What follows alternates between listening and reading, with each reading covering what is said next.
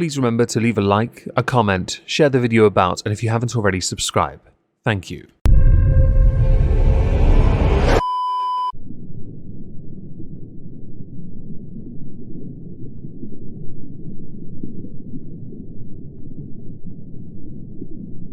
Well, isn't this just fantastic?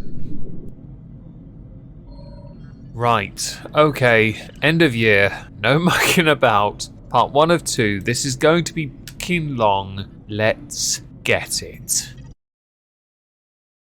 To begin the 2023 review of Amberlynn Reid, we have to go back to something that was done by another YouTuber first, because even though these happened partway through January, Amberlynn received an influx of something that she's not too familiar with, while she herself made minimal effort with regards to content produced in the month of January itself. Aline Dessine, a Belgian YouTuber, made 2 videos at least, talking about how Amberlynn is a bit of a victim. This led to the entire French community, because blind tribalism will always lead to blind following, going to Amber's channel and showering her with Google Translate praise. This in turn gave her what she's also not familiar with on top of the comments, and that is a lot of positivity with regards to the like and dislike. It should be noted that while it did initially lead to a return of additional views on content, it did not even then take her back up to the higher echelons where she used to sit, so the law of diminishing returns came into full effect at an expedited rate. But the comments remained positive for most of January and, well, into February. Whereas before I would usually find the negative comments being a more accurate summation of what her streams or videos are about, thankfully we don't need it. So when I was conducting research streams on Amberlynn Reid for January, I noticed all those comments, and I will admit, it certainly takes your attention away from what Amberlynn actually did, because it was a rinse and repeat moment type of situation. So we will begin instead with a video that was actually made by Karina Kaboom that had the screenshots I forgot to get in time. These are Q&As that Amber did over on Instagram, because she did a lot of these, but we don't need all of them. We just need a few images to make certain points. Okay, so to the first comment. Zach also gives you credit where credit is due. He seems like he does really want you to do well. Amber has a bit of jealousy when it comes to Zachary Michael, because Zachary Michael gets more views than Amber does. That money's hers, yo. So, Amber responded, he shouldn't get a round of applause for that. That's like giving someone a round of applause for not cheating on their spouse. Like, okay, y'all, I don't hate Zach. I just absolutely without a doubt disagree with his usage of his channel. His channel is me. And the rare Chantal Tammy moment.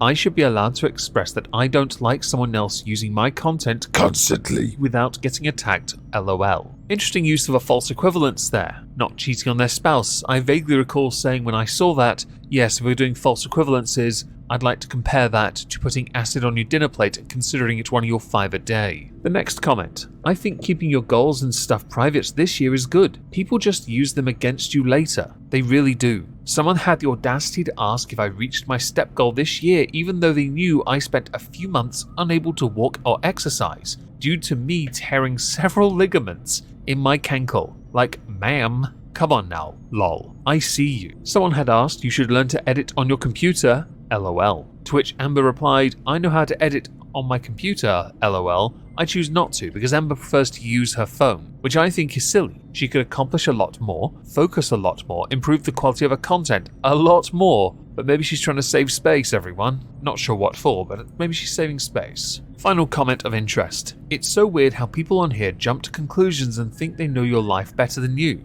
Amber replies, it's so strange, lol. Now you'll notice a date on some of this being 2022. Yeah, Amber responded late to him. So let's go to our first video of the year, which has a weigh-in, which we're going to revisit 4 more times so we can look at other weigh-ins she's done. By the way, she had a bit of beef with Karina. She didn't like that Karina was responding to all of this. She never had the balls to put it in YouTube videos though. That's interesting. She could have made bank on it. Hey guys, welcome to a new video.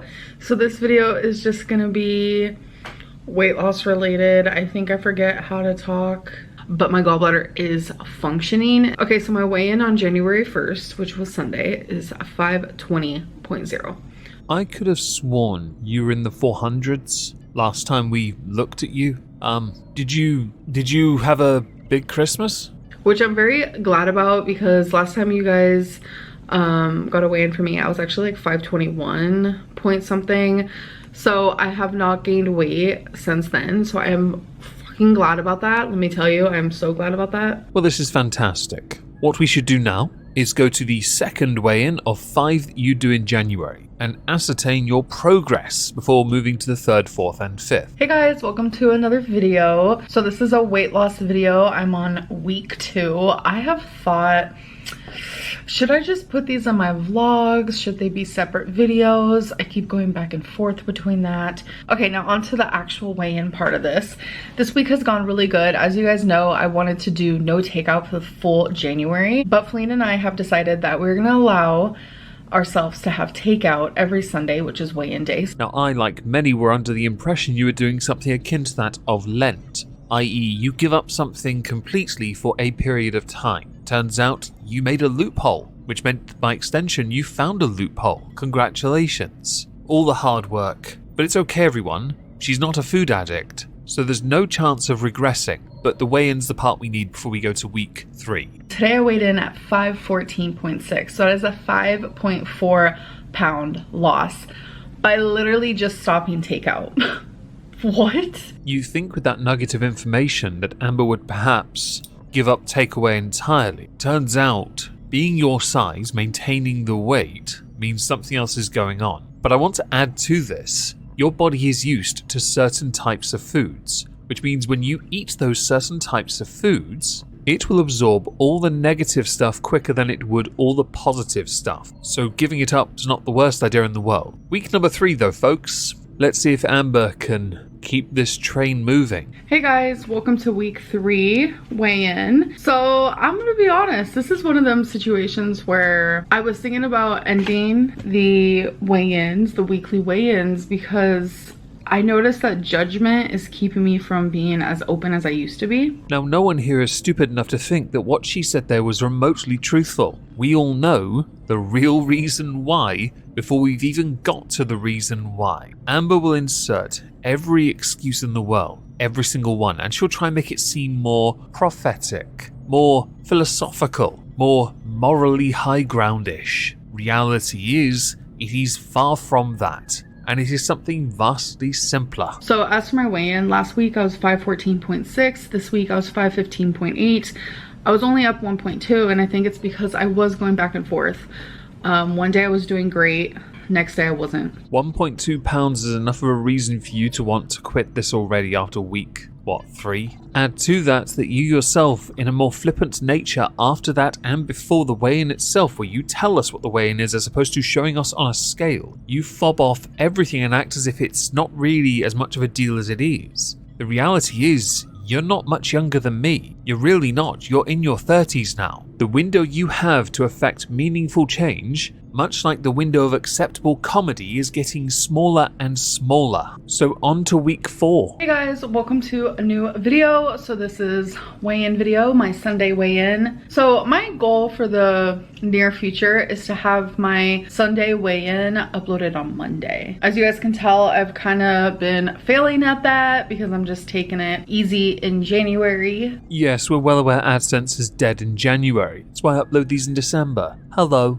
I weighed in at 520.0, which means I did gain weight, and I'm exactly where I was on January 1st. You may have noticed some tears there. Amberlynn was telling us about her brother and definitions of binging and overeating and other things. Her upbringing being the focus of that video. She also alluded to in the video itself that she doesn't really drink water as much as she does sugar-free pop, soda, whatever you call it. I'm not the only person, but that stuff has sugar. Replace it with water, please. You don't drink enough of water weight. On to the final weigh-in of this month. Hey guys, welcome to week 5 of my weigh-ins. What's your BMI highest and what is it now?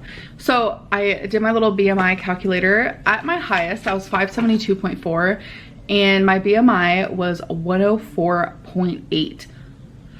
Wow, that's horrible. And now it's 91.2, which is still horrible, but it's gone down 13.6. I did not know that BMI went over 100. So I don't really...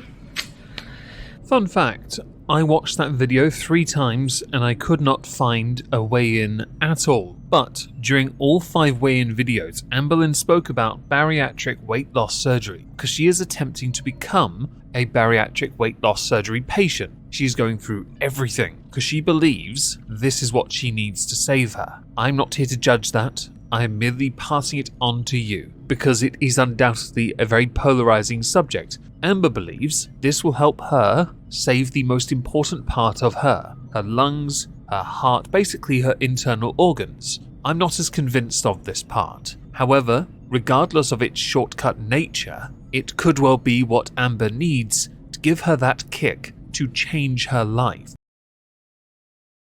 With the month of February, something we're going to highlight is how Amber seems to start with steam and still a mountain of support from the French contingent. And watch what happens to that support when Amber basically falls back into old habits. And because even though you've received support does not mean the law of diminishing returns is not in full effect. You may get some support, but it is not going to stick around forever, especially if they notice something a little off, perhaps a form of shenanigans. So for this, we're going to go through 7 videos that Amber released during the month of February, where she started with goals and ended with some bad news. And in between that, I am going to point at things that are quite clearly lies. To get into the swing of things, to start eating a little bit better, changing habits slowly is the best idea. Fresh young chicken. Next bag, I got a huge thing of broccoli, so I feel like this could last us for quite a few meals. Apparently neither Amber nor her partner can go to the shops, instead ordering from Amazon, grocery, thingamajiggy, Whole Foods, whatever it is. Laziness 101, all her videos seem to center around her showing what meal she's acquired. This video was released on the 2nd of February, and as you can see on the screen, the comments are still very, very positive with 2.8k upvotes. She's still getting a fair amount of support, but I have no doubt in my mind there's a considerable amount of dislikes. One does, however, have to wonder if Kenkelgate is still in full effect, as full justification for not going outside, putting in some extra steps, and perhaps doing better for yourself. Additionally, that broccoli shit. Look at all that like shimmer glitter. It has helped a lot with like choosing not to eat when I really want to like just eat for the funsies of it. I don't know if anyone else is following the Idaho murders, the Brian Koberger horrible thing that happened, but I wouldn't say I'm obsessed, but I do follow along. Like, I follow forums, I watch YouTube videos about it, and the news, etc, etc. And I'm not one to like remember my dreams, and if I do remember my dreams, it's because they were weird or because they like really scared me. The reason the next part here is muted while it's still playing is because Amber starts talking about the Idaho murders. How she is partially obsessed with it, focusing on many different outlets as a way of consuming valuable information, in turn turning it into something about herself, about her dreams, and how she doesn't remember much of her nightmares and blah blah blah blah, with her conceding that perhaps she shouldn't look into so much because it in turn is causing a negative effect, basically triggering her. The only reason I'm playing it is because according to YouTube that was the most replayed part of the video. I was more interested in the fact she bought food from Amazon Whole Food, wholesale, whatever it's called, groceries, that thing. On to the second video. Okay, so I have a little grocery haul. So I think what I'm gonna try to do is like, I don't want to buy like tons of food at once. And I also don't want to physically go to the grocery store, because by buying tons of food at once, not only is it like overwhelming, it's like, oh my god, I have to cook.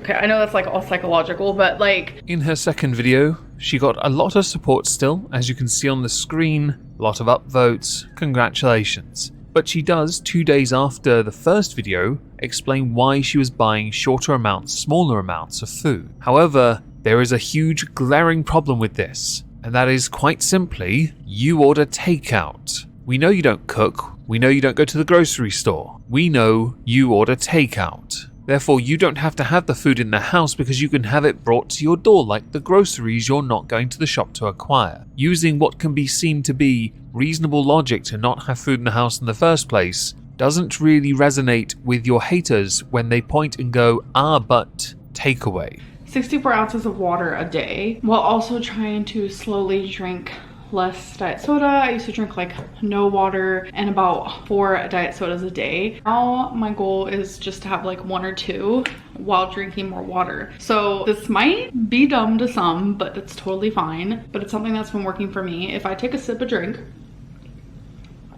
a soda, that means I have to take a sip of water. Yes, everyone, Amber's a genius. Today is actually February 1st, so I did weigh myself. And I was 5'11.6. So that means just since Sunday, by the way, today is Wednesday, just since Sunday, I'm down over 4 pounds. No, I'm not going to congratulate you from losing the weight that you should have lost already. But we are going to move to the third video, which, much like the previous 2, has a considerable amount of upvotes, yeah? And a lot of positivity. Why? Because Amber is crying, as you can see on the screen now. Thing is, when I was live streaming this, I had to ask my chat because it doesn't happen often with myself, but generally when people cry their eyes get a little red. Yours couldn't look any whiter, leading me to believe that somebody had either blown something into your eyes, you had some onion nearby, or you just got one of those hospital snappy pill things that used to wake people up, yeah? I didn't want to like talk to anyone in particular. I just wanted to talk to my camera and talk to you guys and have this moment be documented because it's part of it. Tears are part of this journey and fear is part of this journey. Now, we have all been here for a long time. We have seen the cycle repeat itself over and over again. The only difference now is that Amber is getting a lot of positivity, which means she can say things that come across as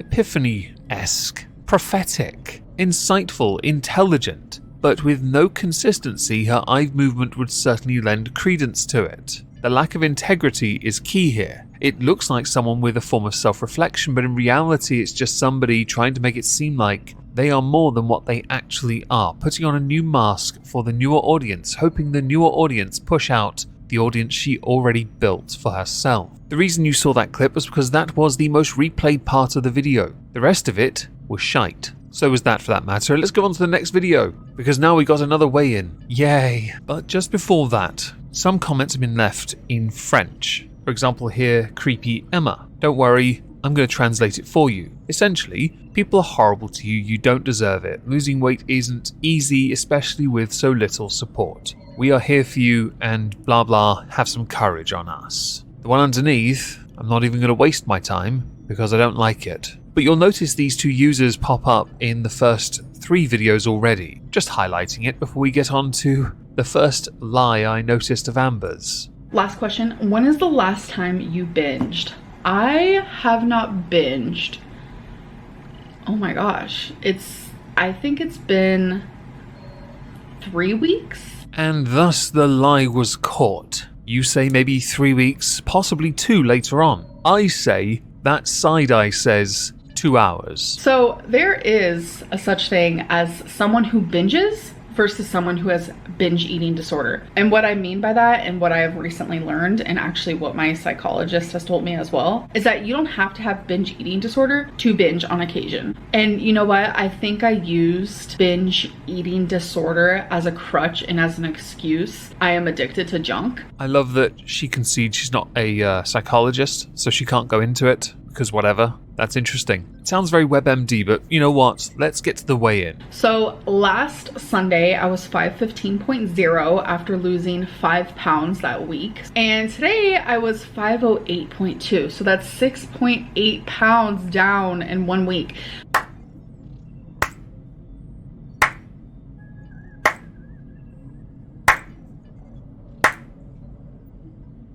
That's all you're getting. Next video. When I drop food on the ground when I'm cooking. I guess I didn't notice I dropped one and Twinkie found it.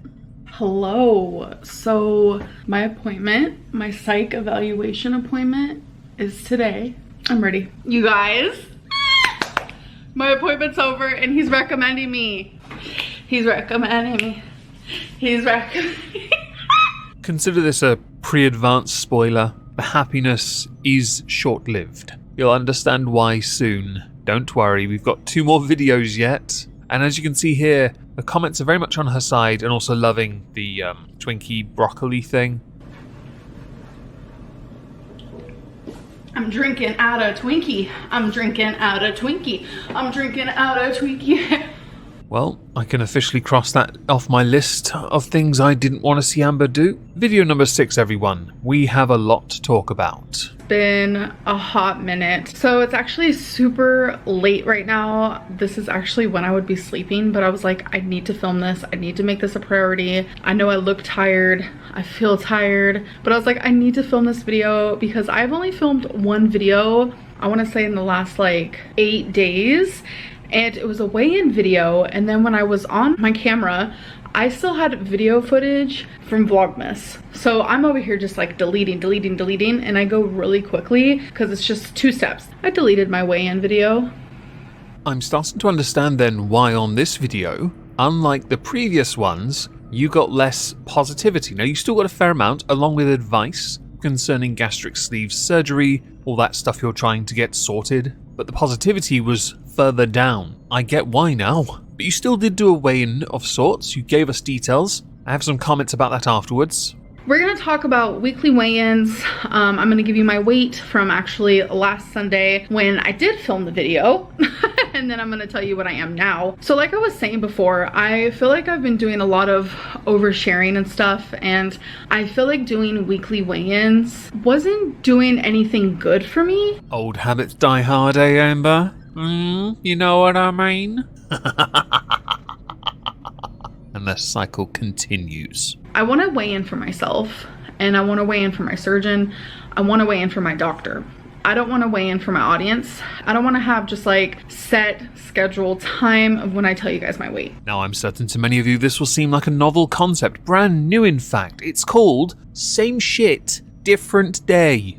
So last week on the Sunday where you guys saw the weigh-in, I was 508.2, and then this last Sunday I was 505.2, which was down 3 pounds. But today I am 503.0, which is another 2.2 pound. Fantastic. Over the course of the month, Amber's actually done quite well. The issue I noticed is that while she's showcasing all these healthier meals, telling us she's not binging, going out of her way to show us what's going on the plate, which were in videos I couldn't be asked to show you clips of because clearly it was a lie. That's actually the point. It's a lie. You have to eat so much to maintain the weight, yeah? If you reduced it down to what your dietitian had suggested, that weight would fall off. But you're going down very slowly, which tells me you are lying to your audience. You can keep saying, I'm not doing this for my audience, I'm doing this for me, but in reality, everything's about you. You are just sharing bits here and there, and then you give up on the routine. And with this all in mind, let's go to the final video called I Got Bad News. As you can see on the screen, the comments are not on your side. And according to my assistant, my research associate, you got 6.8k downvotes on this one. I love it. It's a real high moment type situation kind of deal. We should all celebrate by throwing eggs at each other. So I have an update on my ADHD. As you guys know, I feel like I have it. I am almost positive I have it. My psychiatrist thinks I have it. So she recommended me to get seen for that, and I was waiting for a phone call to be evaluated revolving like my weight loss and like my way of eating and weight loss surgery and stuff. There's going to be a big change that's happening, and I'm sure there's going to be a big part of you who, oh, I saw this coming. If you were to binge after weight loss surgery, you could get really sick. Like when I watch 600 Pound Life and they show what they're eating, I've never ate that much in one sitting. And I find this part of my journey unfair.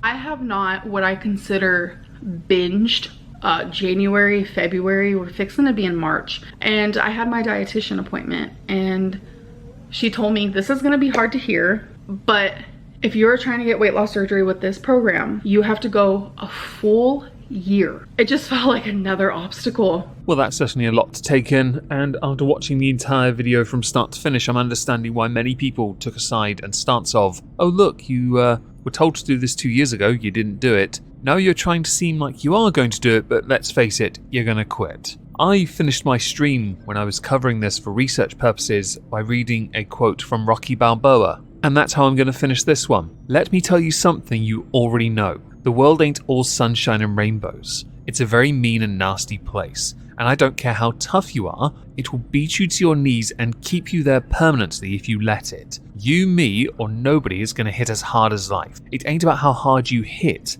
it's about how hard you can get hit and keep moving forward. How much you can take and keep moving forward. That is how winning is done. But if you know what you're worth, then go out and get what you're worth. But you've got to be willing to take the hits and not pointing fingers saying you ain't where you want to be because of him, her, or anybody. Cowards do that.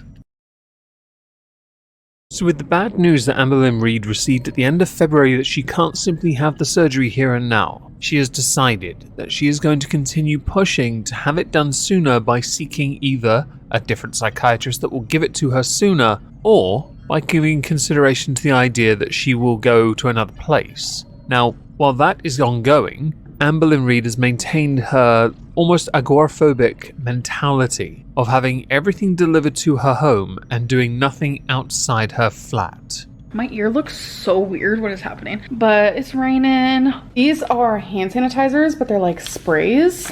It comes with a 3-pack. This is rainwater.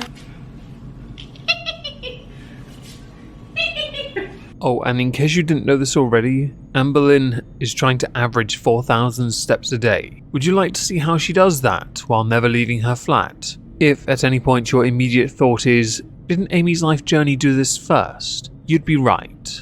And I have to protect my energy. So I have to protect my energy. So in this moment, I should be doing this. People ask, how do you get your steps in? Well, if I'm cooking, if I'm just standing here for no reason. As the French contingent has pretty much dried up in the form of that support. Yes, it's all gone now, folks. Amber would like to share a few words about that to protect her energy. If that means sharing less of my weight loss surgery journey, then that has to be what it has to be. I'm not gonna go mute regarding it, obviously, but I'm done sharing every tiny detail because my last video bit me in the ass completely. I don't understand how people could be so upset over anything I said in that video. Let's see, you gave it a clickbait title for views. People don't generally like that at the best of times. You went on to explain that your doctors said it will be a year, and then you indicated you were going to seek an alternative way of getting there sooner. And you're confused as to why this is the case. I've often found that only those truly deserving end up getting the benefit, the good, like a drug addict trying to get themselves a new organ. If they have been clean for so long,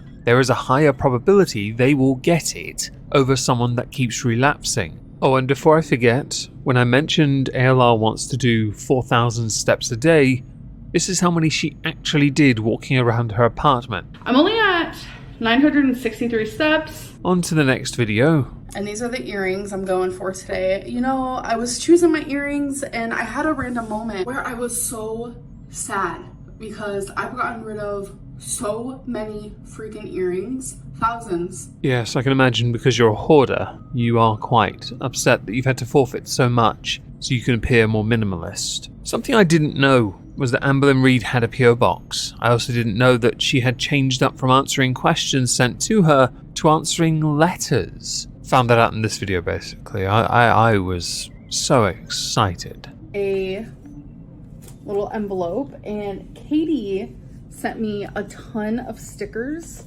Well, I'm certain we'll see those on Etsy in the near future when you have to sell more tat to pay your bills. Amberlynn, because, as I've said, she's becoming more and more of a living in her amazeballs home person, still hasn't learnt the lesson that many have had to learn of not buying footwear online, but her moment type situation kind of deal has backfired because she carried on doing it anyway. I had the same pair of tennis shoes I want to say for a decade.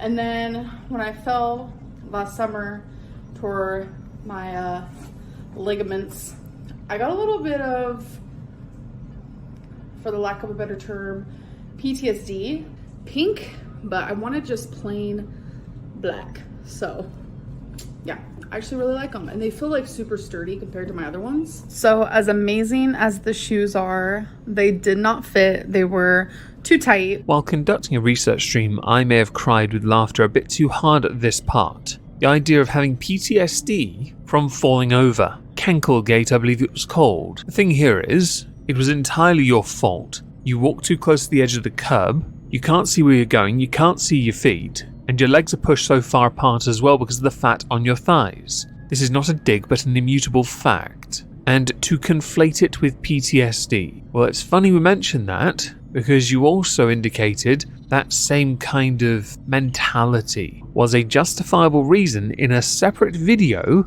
as to why you do not work out at the gym, or in general, really. My lipedema and lymphedema is, you know, I'm just retaining a lot of fluid and water in my body right now. Oh my god, I saw these on TikTok! My exercising today is because I wanted to talk a little bit about, like, I get anxiety exercising. I get really bad anxiety, sometimes like verge of panic attack. The reason why Amberlynn gets these is because her elevated heart rate terrifies her, not realizing that any workout, a good workout, involves an elevated heart rate for blood to move around the body more. It helps you in turn to lose weight. But the workout you did, let's have a look at that, because while you didn't let the audience watch you work out because it would have been no doubt quite comical, you did because you love your scrap. Write it all down. So I'm gonna go do those. No, this is not a workout with me. Super simple, and this is just easiest for me because I like visualizing, you know, and I think that's the reason why I really like reading books. Alrighty, so here it is. Here is how I did. W stand for whole and S's stand for separate.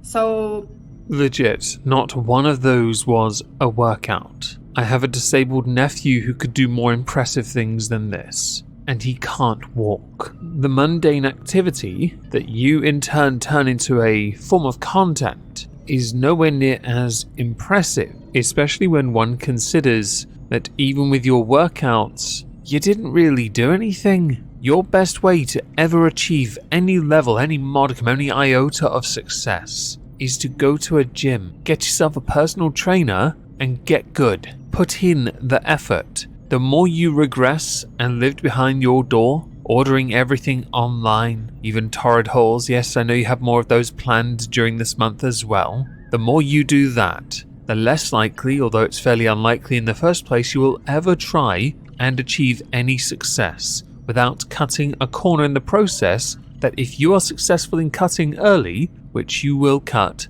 you will end up in hospital and could possibly die because of it. By the way, I didn't see a single weigh-in this month. I wonder if that's because you put on weight, because you look like you did, and you fobbed it off on water retention again. I see we're back to drinking hundreds of gallons a day. okay, you guys, so I really wanted a fountain drink, so instead, because I have some Diet Pepsi, I ordered the Sonic Ice, and just the ice. You see that? Oh my gosh, this is the best. While I've no doubt that ice could well be the bestest of best ice in the whole wide world, this is just further proof about how sad and tragic Amberlynn's life has become, that she won't even go out to get the ice herself, or even send her partner to go and get it. Maybe even call Neki, and is it Becky? Yes, to go and get it for her, for old time's sake. I'm going to finish the month by talking about something else that happened. Over the course of the month, Amberlynn met a new surgeon. She has a new psychiatrist because she is genuinely seeking to find a way to get around having to be more responsible, to follow through with 1 year of sustained activity, no binging, and even adding more credence to the idea that she will go to Mexico to have the surgery. Instead of being responsible, instead of simply acquiescing, instead of simply committing, she is genuinely of the belief that the only way she could ever get anywhere, the only way that she can get to her dream weight, yeah, it is to cheat. How pathetic.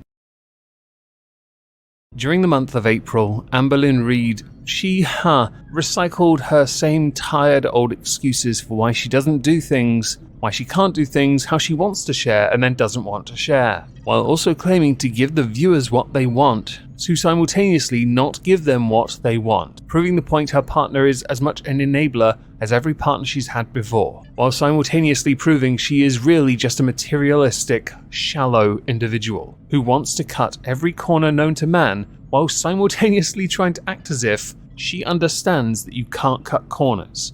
I have had some people ask me, why don't I go to like Mexico to get weight loss surgery? It's drastically cheaper. And the answer is pretty easy, especially now I am following someone's journey on here on YouTube who went to Mexico, and now they're struggling with like being afraid of food because they didn't have like the requirements of therapy beforehand. And now that she's on this journey, this weight loss journey that she's totally succeeding at, she will never break it. She won't allow a cycle to continue. No. She's above that. Totally. So we'll start with the first video she released of the month, weight loss surgery in Mexico and other crap vlog, all of which filmed as vlogs should be in her apartment. Actually, just a few days ago, started a class online or a course, and it has been a lot of fun so far. I'm thoroughly enjoying it. I have been doing a lot of writing for it, and I'm just following the instructions that they say. You know, loose leaf paper, which I already had a ton of, but I didn't have certain things that I also needed, like dividers. So next bag. For that clip to make sense, Amberlynn is still doing the Amazon unboxing, unpacking stuff to make it seem like she's been productive and she's using her money wisely. Because as is well known at this point, she's renowned for her long-term investment plans. Yes, like hoarding. It's her favoritist of all trades. Taking her addiction to other things and applying it to literally anything she has a tiny amount of interest in. She loves to write, everyone, and we've gone through her poetry and content constable. Now, a quick point I want to make about the clip I showed first, when Amber explained why she won't go to Mexico. Many had believed that she would anyway, or will seek to, if she's unable to hit the 1-year mark of sustained no binging. If she is able to do that, then doctors in America will put her forward for it. By not binging, she will then also naturally lose weight, which will show a dedication. I showed that clip because she thinks that she believes that because someone else is afraid of food, she will develop the same fear. Now, she's afraid of exercise because of her heart being elevated, something we discussed in March. I think she's afraid of anything that is change. Anything that changes from what she normally is. And bear in mind here, when she started her channel at 360, she had also said when she was 13 she weighed 300. I doubt she'll ever be anywhere near those two numbers, ever, even with a cheat code. On the 3rd of April 2023, Amberlynn Reid released a video titled Finally Talking About Shrimp Gate. Now this one baffled me, because I don't think anyone asked for this video. For people to understand what Shrimp Gate is, essentially, Amberlynn Reid took a massive dump on her audience while eating quite a large amount of shrimp, which isn't that high in calories. I couldn't actually care less. The source is where the money's at, I guess, in that one. But when she did it, she lost 15,000 subscribers and has decided to try and rationalize and explain everything in that video to make it seem less like she was a massive tosser and more like she now understands she's a better person because she's on this journey, everyone. About it, so I found that at the time to be a wee bit frustrating, but it's like now I get it. You know, it's the YouTube game. Making content about me does get quite a few views, so I get it now. After all these years, I still don't get mentioned. Sad face. According to the video on YouTube, at 10 minutes 08, yeah, that timestamp is the most replayed, which is where I'm going to skip us to now. No one is deciding upon if they should support or like or dislike someone based on them smoking cigarettes, while smoking cigarettes is actively killing somebody, just like, you know, me being off track is also actively me. But it's like, why does cigarette smoking, just for the lack of a better example, get less heat than someone my size, you know, eating some shrimp on camera? It's just, it's It all boils down to one thing, and we all know the answer. There were so many mistakes in what Amberlynn Reid said there, and she played a clip just before that where somebody else was talking about the dangers of smoking. It's a false equivalence. You can't compare the two. According to US stats, if you actually took all the overweight related stats, what were causing deaths in America, and you put them together rather than separating them and breaking them down, which apparently your stats do, which makes no sense, turns out, leading cause of death in your country, second place, obesity. The second issue is that you fundamentally do not understand what you said during Shrimpgate that got so many people riled. You told them you didn't want to share your life with them, but you share it all the time. You told them that basically they were your pay pigs. Essentially, that's what you did, because you told them they'll just watch anyway. This was you at your highest, by the way. Shrimpgate, you were getting over 100,000 views per video minimum. You can say you were trolling them, but really you were actually taking a ginormous dump on them. And to punish your ego, they left in droves. Your channel never recovered from that. And you, Amber, trying to act smarmy in this video is absolutely pathetic. In a somewhat interesting twist, we don't usually do this with Amberlynn, she put out a community post. Send me some weight-related questions down below. Let's go through a few of those. Genuine question. I personally don't think you're lying, but you said on Instagram that people assuming you're bedbound is fatphobic. But in the past, you've been bedbound and not admitted to it until months later. So why is it fatphobic in your opinion? Do you realize that the terms delusional, denial, and trolling are just fancy terms for lying? Why are you truly eating behind the scenes to maintain 500 pounds for the past 6 years? Love you, Amber. And genuine question, why have you never made an effort to be physically active? You can afford a personal trainer, and your job allows you to make your own schedule, so it's not as if work is interfering in any way. Okay, I'll finish on one last question actually. Why? So you won't answer them and say we're bullying you? Seems accurate. So Amberlynn Reid, as you know, opens PO Box stuff sent to her. She opens Amazon, Torrid. She loves to open stuff because she can show it off. I wish I did that, but it sounds like a whole lot of effort, and also, I'm not a dainty girl. With this in mind, we go to another gate-related situation. This one, Cake Gate, where Amberlynn Reid was sent some food. Some rather delicious food, I might add. And she did not respond to it very well at all. In fact, she took it so poorly that she got a bit of shit for it, quite frankly. Take the heat or get out of the kitchen. Am I right? That is what I hear all the time. But there comes a time where it's like, you guys, I'm not the fucking problem. Some of you are. And yeah, I'm getting mad because I'm fucking... It's like I try to do something nice. And I know people can say, why are you showing this? It's to show you guys that this is the shit that I deal with outside of the fucking camera. You guys don't even believe the shit that I have to deal with. And it's just part of the problem. So, you know, this is what happens when my YouTube channel 7-8 years ago ends up on a fat shaming website and all of you guys decide to come follow me. This is what happens. Now, you could argue Amber is acting responsibly by disposing of the food, but she didn't give it to charity or anything, which is what she should have considered doing. No, she claims she threw it away. In the comments, some wrote, melted microwave cheese tortillas are okay, but not luxury cakes? Wow, because Amber ate this instead. Interesting choice. The cake itself is part of a combo, and looking at it, it looks exquisite. I wouldn't say no, and if you could find that in the UK, just put it on my Amazon wishlist, just send it to me. I will actually do a live stream mukbang off camera. I wouldn't mind this. Amber eventually did actually put out a post on her Instagram saying, if you are the one who sent me Strawberry Hill, I'd love to talk to you. Not to attack you, but to understand you. How condescending do you have to be? The thing is, if this is a troll, it's a fairly pricey one, so I'm inclined to believe it's less a troll and more someone genuinely sending you something for you to enjoy, because there is actually 1 or 2 people in this world that actually like Amberlynn Reid. Hell, it could be one of the French contingent still lingering around, residuals and all that. Which also, I'm now officially going to be doing monthly weigh-ins with them, where I physically go in and step on their scale so we can see progress. And they did give me a goal for how much they want me to lose this month, so I will also share that with you. But when I first went there, I weighed in at 533 with clothes on, and I also had some earrings on. It doesn't matter. And the goal was to lose 1 pound. And so when I stepped on the scale, I was nervous, obviously. I actually lost 5 pounds since I last saw them, and I will show you the clip right here. Everyone thinks I'm over 600 pounds, so What is it? Is it bad? I'm gonna say 535. 528.5.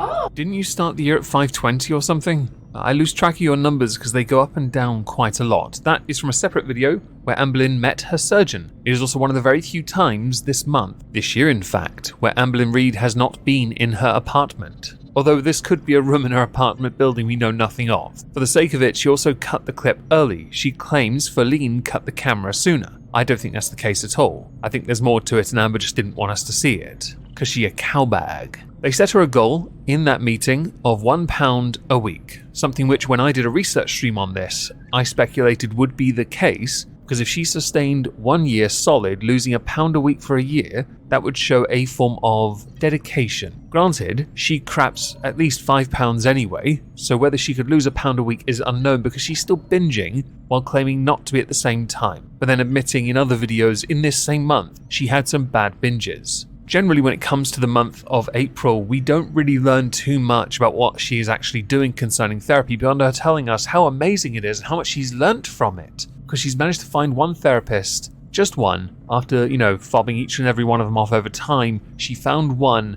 that she'll willingly, for a brief while, listen to. I assume the doctor is called Dr. WMD, first name Webb.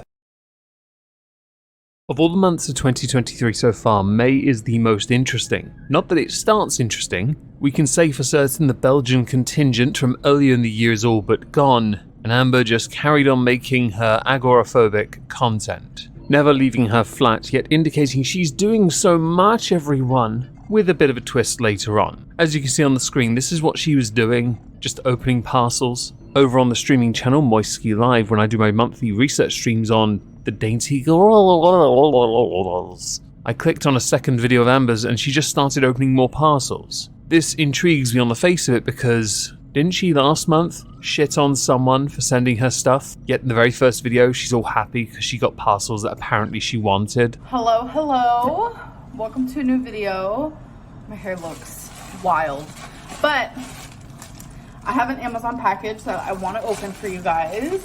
Later on, we're going to circle back to that ungratefulness. But for now, we're going to stick with this video because in this video titled, I Have a Hernia, Amber would like to talk about how she is effectively her own body's psychic, the Charles Xavier for her internal organs. She can read her own mind, everyone. That, and she loves WebMD. Oh, and of course, it's just a gut feeling. So I've been noticing weird symptoms. I'm very much like, I pay attention to my body, okay? But I'm smart. I feel like I'm Dr. Lynn. I just know things, feel things. I noticed lately, like when I lay down flat, my stomach kind of has like a bulge. So most fat people, a lot of fat people, they get hernias. Recently, like a few months ago, just took a test to see if I had one and I never got my results back. And it turns out I do have a hernia, folks. And the fact that I like knew that before being told that, but it's like, I feel like in my past life, I was a doctor or a nurse. It is quite impressive to hear someone speak so positively of a hernia. It's quite rare as well. But I'm glad you have nearly every single ailment under the sun within your body. Papa Nurgle has clearly blessed you. Now walk 100 steps.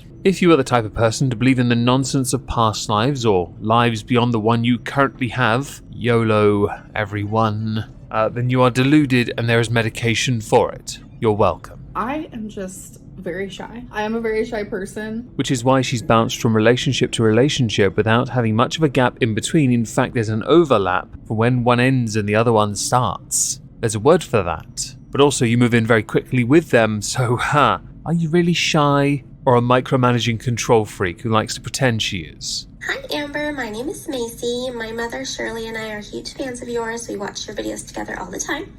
I'm just curious, what is your absolute biggest goal in your life right now? Through the years, we've seen you lose weight, have big weight loss goals, move, have different love interests in your life. What is your biggest goal? Is it weight loss surgery? Is it to move out of state? Is it to marry Feline? I'm so curious. Thank you so much. My biggest goal right now is really working on like healing myself. Trauma. I was recently diagnosed with PTSD. Do forgive the following if you are at all sensitive to the fact that I'm about to say this. LOL! Her diagnosis of PTSD is a load of horse crap. Hi, okay. I don't know if this is going to make it into your video, but we hope it does. So, do you have any plans to move still? Or is that kind of on pause? Do you have like an announcement city? We'd love to know. We're all very into it. Yeah, I totally, so many people want me to move. I totally get it, like seeing the same like environment. Like moving vlogs are so fun. So I was going to move. I had a spot I wanted. I was planning it, the whole 9. Some personal things started happening, some health things started happening.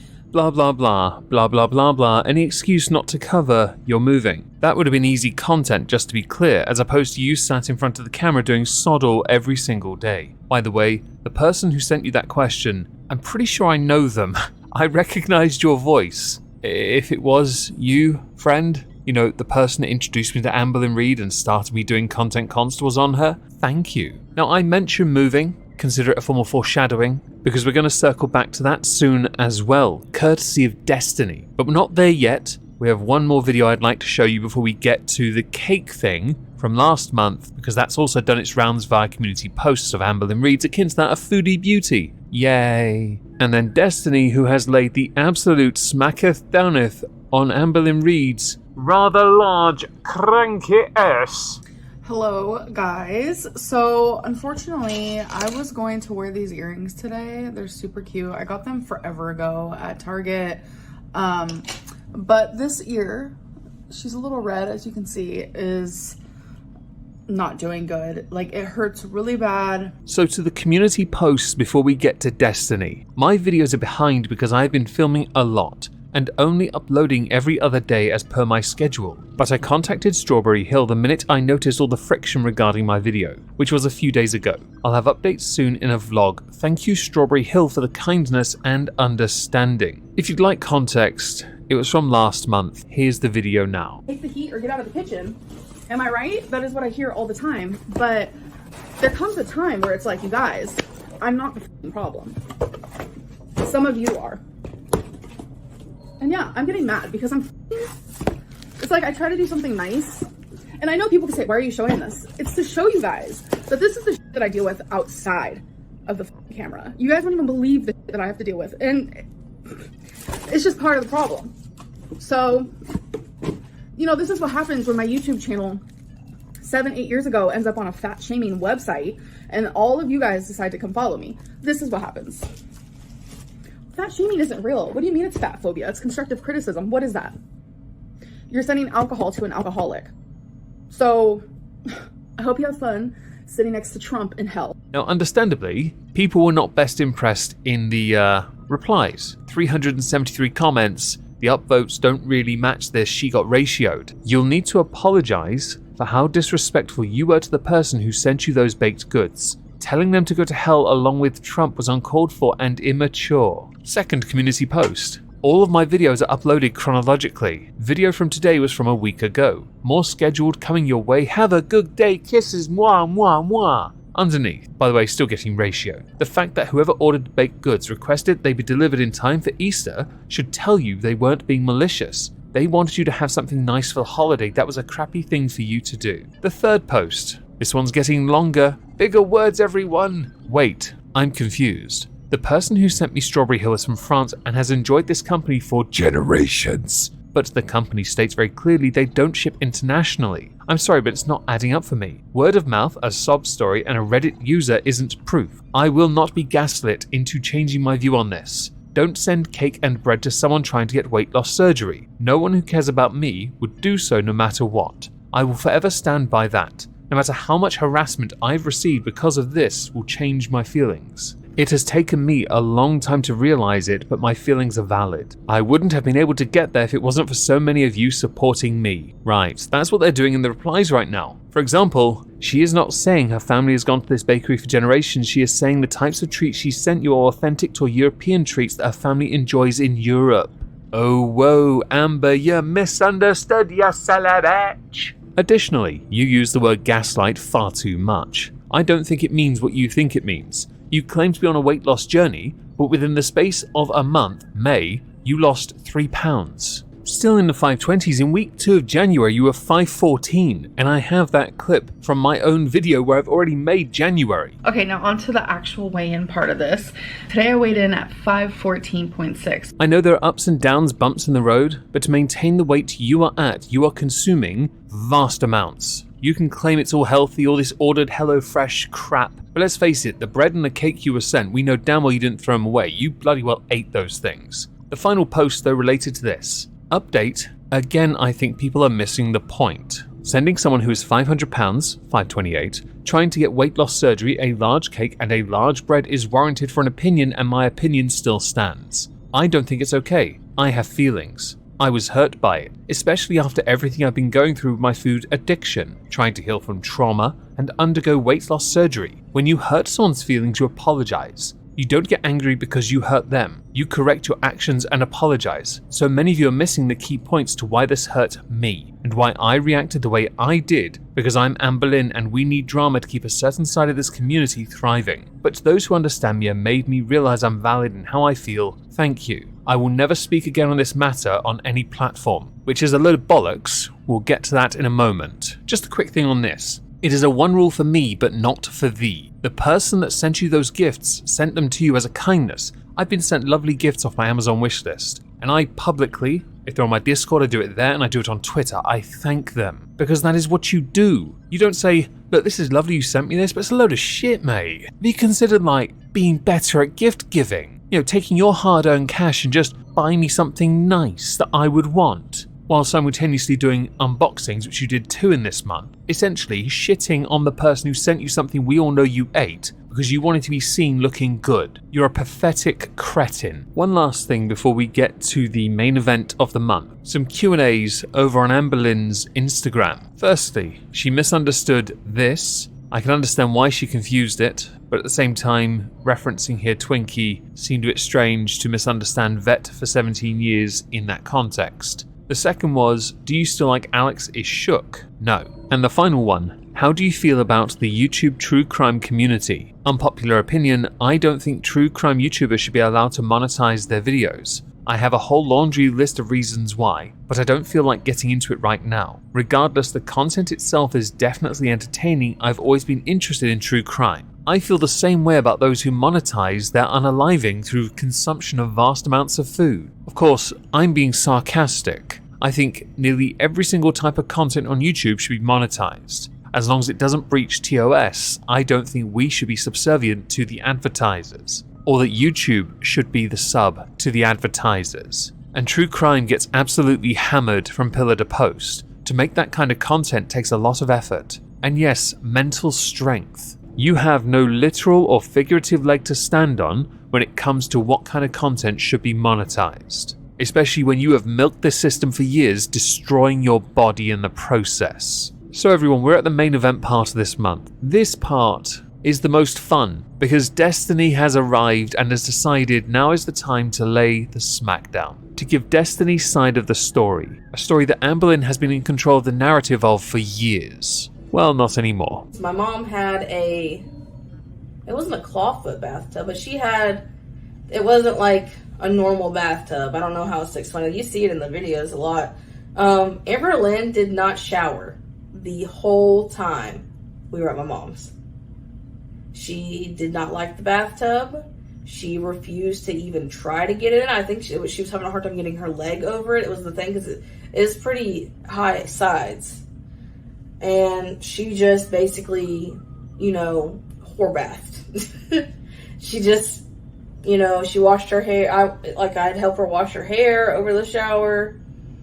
And she just kind of washed with washcloths and wore plenty of deodorant. That's what she did. Because Shenanigans is an absolute legend, how you doing? She went and did some digging and found out that Amberlynn Reid had moved in on the 7th of July 2016 and they'd moved out on September the 25th or 24th based on the date she claimed they'd moved. That is more than 2.5 months without a bath. Now I'd said on YouTube when I streamed research for this, how long could you go at most without having one within reason? And don't do reductio ad absurdum. Some did do that because that's what you do. Ignoring what the request was, realistically the average seemed to be 2 days But what really mattered or depended was how active you were and how hot it was. The weather-wise, yeah? Humidity plays a key part here. Amberlynn did a horse bath of wiping herself down for 2.5 months. You filthy cowback. But Destiny's not done. You see, Amber also got into a number of disagreements while living there with Destiny's mother, which ended one way. Said that they got into spats a lot before.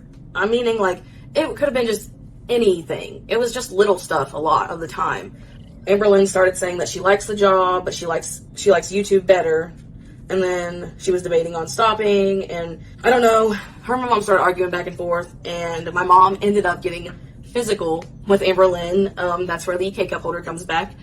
I think they're kind of slapping around at each other, and my mom, that K-cup holder was sitting on the stairs for us to take upstairs or whatever. My mom came back with it and hit her over the head with it. Within all that Destiny dropped, she also showed some DMs. Now what made the DMs fascinating was the fact that these DMs on the face of it look ordinary. Yeah, oh, thank you for being so respectful. And then following it up with, Amberlynn unsent a message. Interesting. You're not paying attention, Amber, but you totally are. There's more to that than meets the eye, and we'll get to that soon enough because we got more videos from Destiny. Of 2017. Let's see. Oh, one thing I want to mention before I get into this. When I said that Amberlynn and my mom got into an altercation, Amberlynn didn't hit my mom. She didn't get the chance, basically. Now there are other clips within the thread itself talking about the breakup, which is in 2 parts. Destiny proving the point that she didn't tell Amber to quit, Amber just didn't turn up to work one day. That job itself actually made the effort to try and get Amber to go in, but Amber was like, nah, YouTuber fam, I can do YouTube. The final video though is the accusation of being a cheater and a gaslighter. I thought I'd play this before we get to Amber's responses to this, because Amber took this like a pro. Like I said, we went to the new building and she just was not having it. I don't know what it was. I think really she just didn't want to work. I think she just wanted to do the YouTube, and that's just what she decided to do. I said I thought the job would be perfect for her. It didn't require a lot of anything, and it was really easy money because she was good at it. It wasn't hard work, and it made good money, and you were just sitting. Like, it wasn't.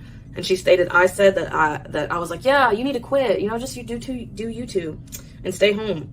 I did not tell her that straight up. I told her that she's an adult and it's clearly her choice. Y'all calling me a cheater and all this, and like I explained before, even though I was secretly talking to my ex, it wasn't in a way like that. It was like as friends talking, you know, like the only thing I'll admit to with Amberlynn is that I emotionally almost cheated on her emotionally. Like, it was in the back of my mind, but I didn't even try to act on it because I was with her. On Instagram, Amberlynn Reid was asked, do you think Destiny has her own trauma that causes her red flag behavior patterns? Reply, cheating isn't a symptom of trauma. It's a symptom of having no self-control or respect for the person you love. Nothing ever warrants cheating and betrayal, period. Let's not make excuses for cheaters. Well, you are the queen of red flags in that department, are you not? You either move on really fast or the overlap is so close together from one partner to the next that it can be considered a form of infidelity, because how you manage to do it is quite sus. Your type, before your current wifey, has always been very submissive, easy to manipulate types. Destiny, Casey, and Becky are perfect examples of that. People you micromanaged and controlled with money. Now, to handle this, she has been active on Reddit with a sock puppet account. Now, I took the liberty of looking at the screenshots from Apathetic Facts. First of all, explaining the account was active for 2 hours before everything was deleted. 20 times on the Ambaby subreddit and other subreddits in attempt to gain, karma and be legit. Every single comment was screenshot. That's interesting, because if you look at the comments, when I was doing the research for this, I based it on her own Q&As, and the short sentence structures was very much indicative of an Amberlynn response. I do believe that this is highly likely to be Amberlynn trying to respond, clap back, but not clap back at the same time. Or not be seen to publicly, but because it's quite clearly her, based on how the sentences are framed, I think it makes her look even crappier, and her response to it is not good. The final thing I want to read to you, all of you, is a message from Shenanigans. Like it or not, Amberlynn and Chantal in particular, the audience is your boss. If you decide to ignore your audience and do your own thing, by all means go ahead, but you are not exempt from the consequences of that. You are one of Many people within a world that doesn't. revolve around you. And unfortunately, you can't have your cake and bread and eat it too in a society of humans who have their Own. thoughts, opinions,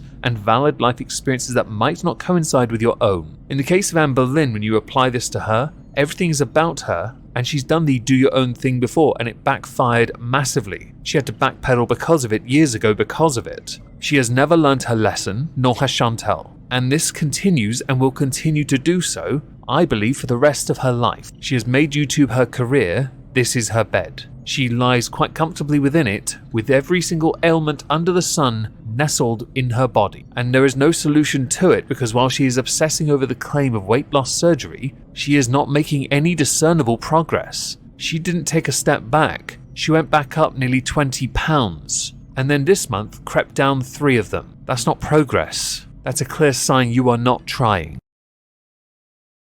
Much like May, June continues a level of intrigue with Amber where things are starting to get interesting, which somewhat fortuitously continues on into July, but we're not there yet. To start the month of June off, Amber comes back to YouTube after taking a little break. Now I'm going to put a theory out there now. I don't think she took a break per se. I think she ran out of things to record and had enough stuff on the backlog to cover her so she could just start again. Not so much taking a break, instead just slowing her output briefly because she had bugger all going on. So Feline and I made oobleck.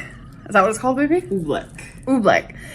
It's literally just water and cornstarch, and when you touch it, it feels hard, but then it's not. It is so cool.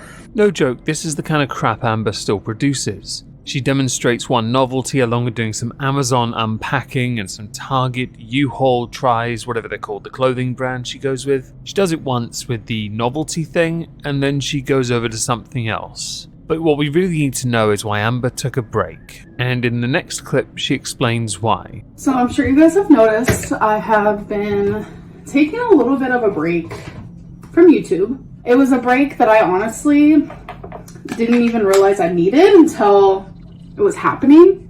So that's why I stopped my uploading schedule, and I don't really know what my schedule is going to be like in the future, to be honest. I'm kind of just filming a little bit here and there, and then we'll see how I feel, because for months now I've just been filming or editing every single day.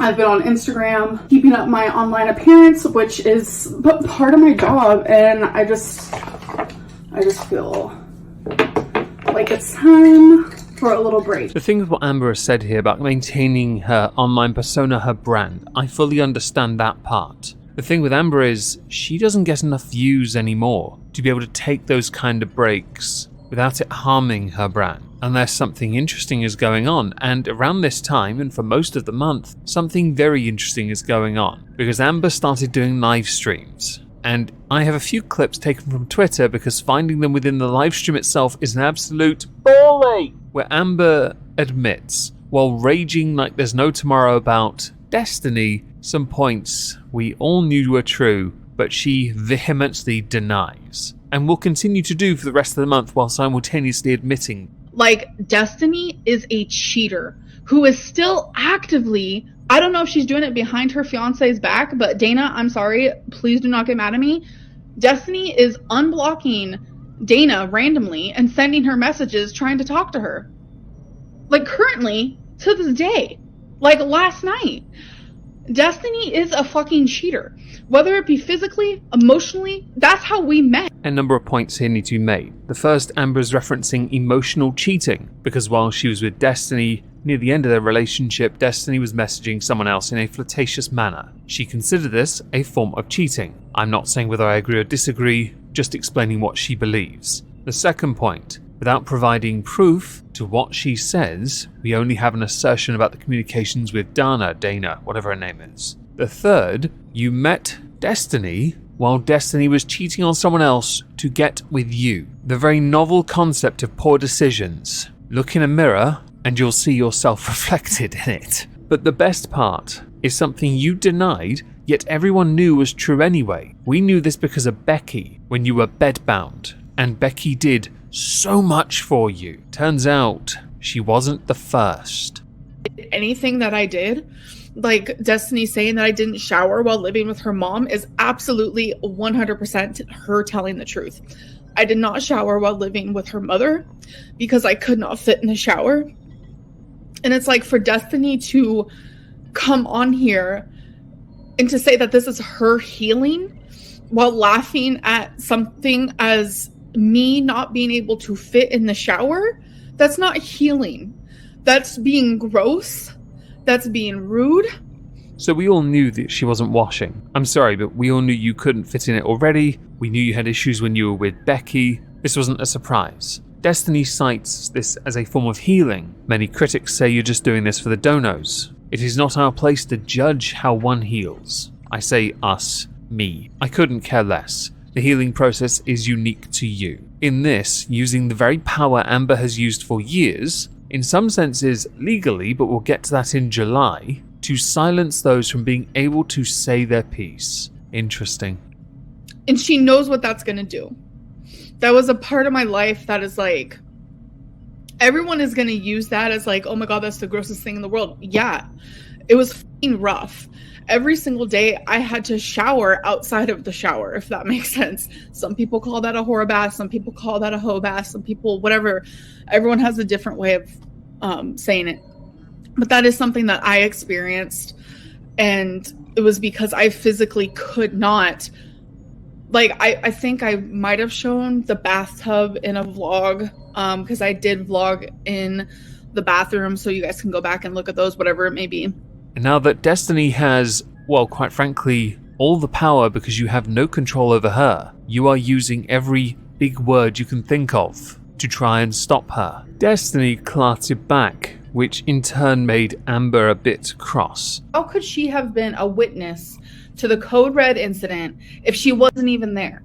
So it's like she's really trying really hard to like use these like big words like witness and everything else. Hence additional streams, but then she followed up with content explaining why she won't do any more. So I'm going to play relevant clips from Clapback, ALR's Clapback, and then ALR explaining why she won't do the streams again. How did you feel when you finally left? Like 1,000 pounds was taken off my back? If there were a boxing match, Foodie Beauty versus Amberlynn, who would you bet on? Who would you bet on, Foodie Beauty or Amberlynn? Why would you call it a boxing match? It'd be sumo wrestling. Ever since last year, I have been positing the idea that Amberlynn and Chantel needed to resolve their differences in a boxing ring. It's nice to see others taking an idea that I put out there and asking those who have been closest to ALR what they think. Now, I don't really care if they have a sumo match or not. I still tend to think Chantel might have the edge. Amber had the weight advantage, but weight is no indicator of being better, only you cover more of the ring space. Chantel's shown a level of agility that I find quite interesting. Amber did not appreciate this, by the way. No, she didn't. She considers it a form of fat shaming. Like that. And like doctors did say that. They said, you know, because you're weight, sorry, I feel like I'm disassociating a little bit. This happens every time I live stream. I like lose every like thought that I have. It's so weird. Hold on. Woo! The reason for it is because, and I say this with a level of experience, anxiety. When you put on the spot, sometimes you have to quick fire. You have to be able to answer questions, and you have to be able to do it in such a way that it doesn't look like you are spending far too long thinking about it, which can in turn make you look like a massive liar. Thing is, Amber Liar Reid is a known Lynn. She always has been. You'll find very few chances or opportunities where she's not. Things she says about how prideful she is about her appearance, her smell, what she eats. We all know she binges every day to maintain that weight, and her weight's been going up all year. But about that smell part. Did you get used to the swamp smell eventually and stop noticing? Missed my super chat. I'm sorry I missed your super chat. And actually, yes, that did occur. I guess I noticed it maybe at first, but then after we broke up, my sister was like, you really couldn't smell that? And I was like, I mean, no. You know, she was like, it just smells like ass. I was expecting her to say it smells like rotting flesh or eggs. doused in rotten herrings. Around this time, ex-partner of Amberlynn, Becky, put out a community post. This is going to be some kind of foreshadowing for July, because we learn a bit more in July. Sorry for being gone so long. To be honest, I haven't been doing well mentally. I spent 5 days in hospital back in February after I had a mental breakdown. I'm trying to do better, but this world is getting worse every day. So that's a big part of my depression, along with past problems and loneliness. So not only did I isolate myself from everyone I loved, but I did it to you all too. Beyond saying to Becky, if you ever see this, I do hope that you are in a better place. I do hope mentally you are doing better, your health is improving. Of course I wish that for you. I mention this as foreshadowing. In July, you'll understand why. But Amber plays a part in this. Last year we spoke about how Amberlynn Reid has decided to take upon herself to start striking channels for using her content. It led to much debate concerning what was transformative and what fell under fair use. TOS is vital here. One of the creators she went after repeatedly was Apathetic Facts. Apathetic Facts made the necessary changes so that the content produced on the channel Apathetic Facts fell under fair use. New post. Welp, girls. It's that time of year once again, where I get an email from Amber threatening to copyright strike my videos. This time, it's my livestream highlights and my compilations, if I don't delete them. She's also threatening to file a privacy complaint against me if I show you guys the email. Anyway, you have noticed some videos privated, and this is the reason why. I'm protecting my channel from false strikes. My videos are transformative and fall under 3 different categories within fair use. But as we've seen in the past, that doesn't really matter to her now, does it? I'll see y'all soon. Green heart emoji. I took the liberty of looking at some of Apathetic Facts' content. From my position, and no, I'm not biased here, it does fall under fair use. Therefore, the claims from Amberlynn are unjustified, and she should retract any, because the last thing she needs on her rather pathetic and embarrassing record is flagger as well. As if she couldn't sink any lower, Stinky Lynn. That my dietitian sent me. First of all, I am proud of you. Thank you for your email. Thank you for your openness and transparency with your therapist and now me. This demonstrates to me that you are more ready for surgery now than even some post-op patients I have worked with in the past have ever allowed themselves to be. It takes a lot of courage to open up about your struggles, so I appreciate that you shared that with me. And then there's like 4 other paragraphs, but those are private. I was shocked. This whole thing where it's like, bitch, you've put on 20 pounds this year alone. If you're ready for weight loss surgery, I assume the weight loss is to remove one of your legs. The back and forths between Destiny and Amberlynn culminated in a coup de grace moment situation kind of deal, yeah? Because Destiny was on a phone call with ALR and streamed it. ALR didn't know at first. Some big well-known names were in the YouTube chat. You had Michael B. Petty, Milky, Narcola, Apathetic Facts, Karina Kaboom, asking her questions to give those questions to Amber. Here's some of my favourite parts of this stream. By the way, Amber went to leave after 10 minutes. The stream is over 50. Amber was there for about 50 minutes. Clearly, she was in no hurry to leave. And it's, you know what's really funny? You saying that me and you always argued. You know the funniest thing in the whole world? Mm-hmm. No. That was you and Dana. Like, me and Becky would low-key talk shit, sorry. You and Dana would argue about everything. Oh, yeah? Yeah, so why are you sitting there and acting like you're like this almighty person? Like, I'm not. I exposed myself. Bull. I've admitted to everything I've ever done wrong. Okay, but this is a weird way of, like, getting closure. Don't you think? No. I didn't think you were a bad person, but I guess now I do. It's just like, you know the type of reaction I was going to receive by you doing this. You act like I'm getting all this praise. You are. Literally everyone is following you. Team Destiny. Amberlynn's an abuser. You're a very manipulative person. I have come to terms that my mental illness does make me manipulate in ways. Ugh. This clip should amply demonstrate that Amberlynn, even when someone is saying, you're an abuser, you're a manipulator, Amberlynn will fob it off and make something about herself being the victim Lynn of it all, Reid. But we're not done. I want to play more clips. I don't know. I don't watch your stuff. you're obsessed with Karina Kaboom, who literally twists everything that I say. What's wrong with Karina Kaboom? She's a nice lady. You're kidding, right? I didn't know that you were alive still. I wouldn't have talked about Becky. Oh my god, I fucking hate you. No, it like froze and I had to get off, and then it finally went back on. Oh my god, I did not know you were still alive. I would not have talked about Becky because I literally, like I said, I am respectful. I don't want to hear it. But like, I wish you would just like literally stop talking about me. I'm trying to get past through all this shit, get done talking about you, and then move on. I just have to finish it. This is, according to Destiny, all a part of the healing process so that Destiny, after this, can make a reaction channel or use the channel currently in use to go through content where Destiny featured on ALR's channel. And there's a reason I omitted the Becky stuff. We'll get to that in July. Amber did, in a community post, respond to the fact that she featured in this live stream without knowing, believing this is super deceptive after she clicked off live while we were still on the phone, told her that they weren't live anymore, blah blah blah, very clear, very shitty, very deceptive, blah blah blah, all about Amber. There's a point there, actually, she should have told her at the start. But back to the live stream.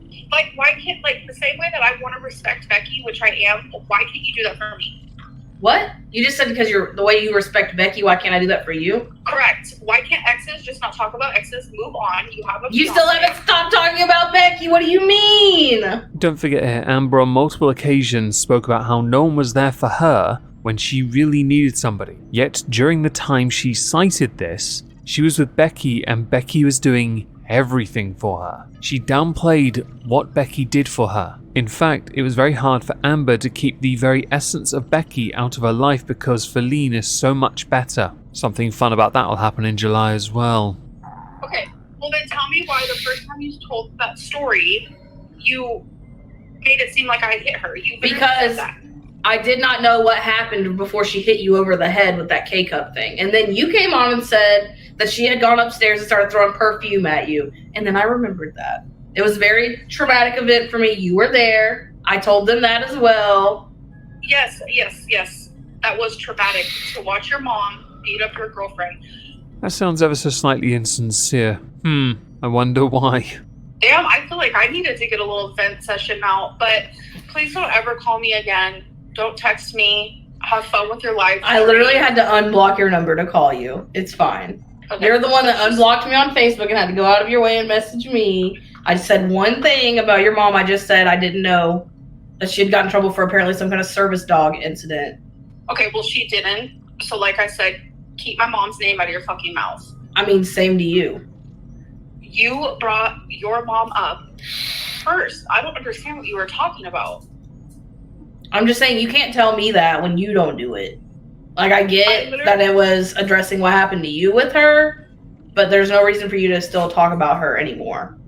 Like, you're forgetting the characters in the story, I think. The reason for this is because Amber desperately wants to be the one to get the last word, the mic drop, so she can walk off into the waddle off, mobility scooter, scoot off into the sunset, the magnanimous victor. The fun thing here is, we're not actually that far into the live stream itself. Amber's still here like I told you she would be, and she's still arguing. Any ordinary person would have already just left, but Amber is so desperate for that win. So desperate, she will stick around. Apparently she likes to take punishment. I think we all know who the sub is. Well, now anyway. Well, why would people make up something saying that you're saying it's my fault that you, like, regressed in this weight loss surgery journey? If you didn't say that. I have not posted on any social media besides YouTube. So if you need to, for clarification, go watch my videos on ×2 speed to see that I have not talked about weight loss surgery or you. Why is everyone saying you got denied for it? Because people are spreading lies that aren't even real. I did not get denied for weight loss surgery on period. Are you still going to go through with it?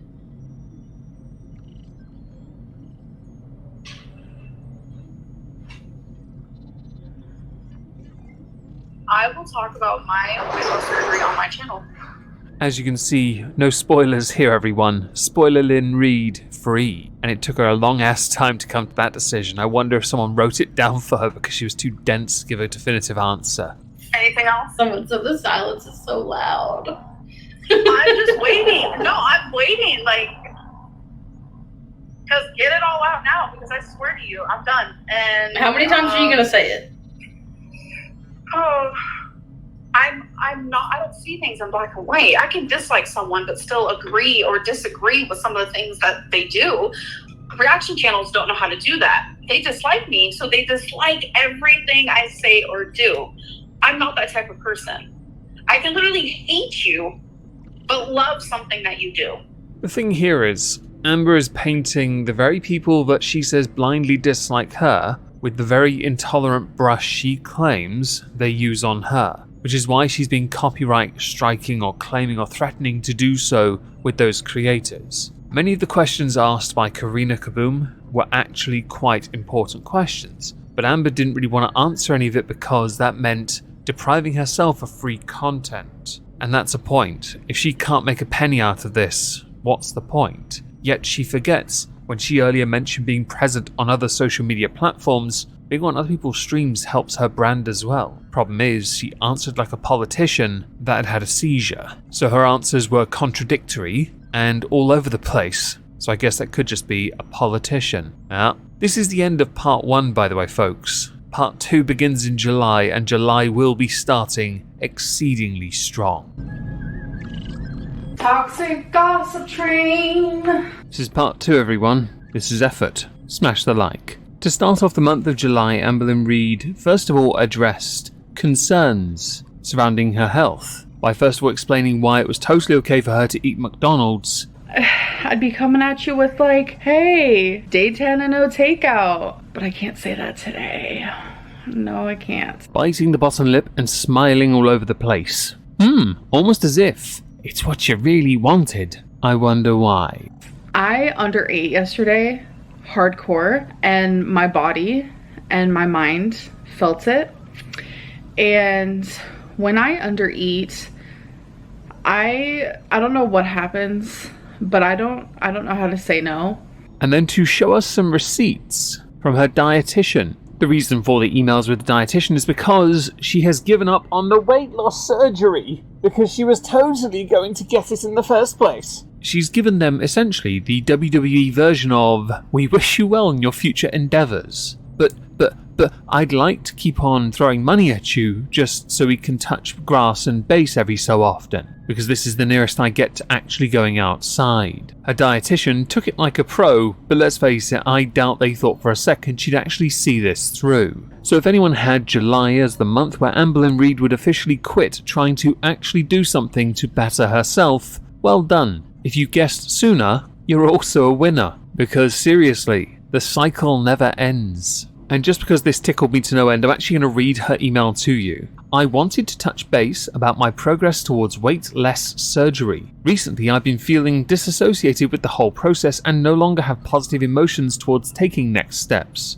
This may be a temporary mind frame, but I want to give weight loss one last shot on my own. I want to continue using the tools you've all provided up to this point on my journey, and will even be continuing with therapy. With that being said, I'd like to cancel my appointment this Thursday. I don't want to completely terminate my relationship with you all, as there is still the possibility in the future of continuing to move forward with this process, but I would genuinely appreciate the time to try to make this work on my own. She was flayed on social media for that. She was also flayed in a follow-up video titled Destiny Hurt Me, I'm Moving, Ozempic, Intimacy, Self-Identity, Weight Loss Surgery and More Q&A. The light dislike is taking an absolute pounding, by the way, but she still thinks she's receiving positivity. Okay, but that's adorable. During that Q&A, she actually addressed the fact she was on a stream with Destiny. You know, the one where she apparently didn't know, and she got really catty and triggered, where she said the following. Why did you agree to talk to Destiny at all, knowing it wouldn't be good for you? Oh boy.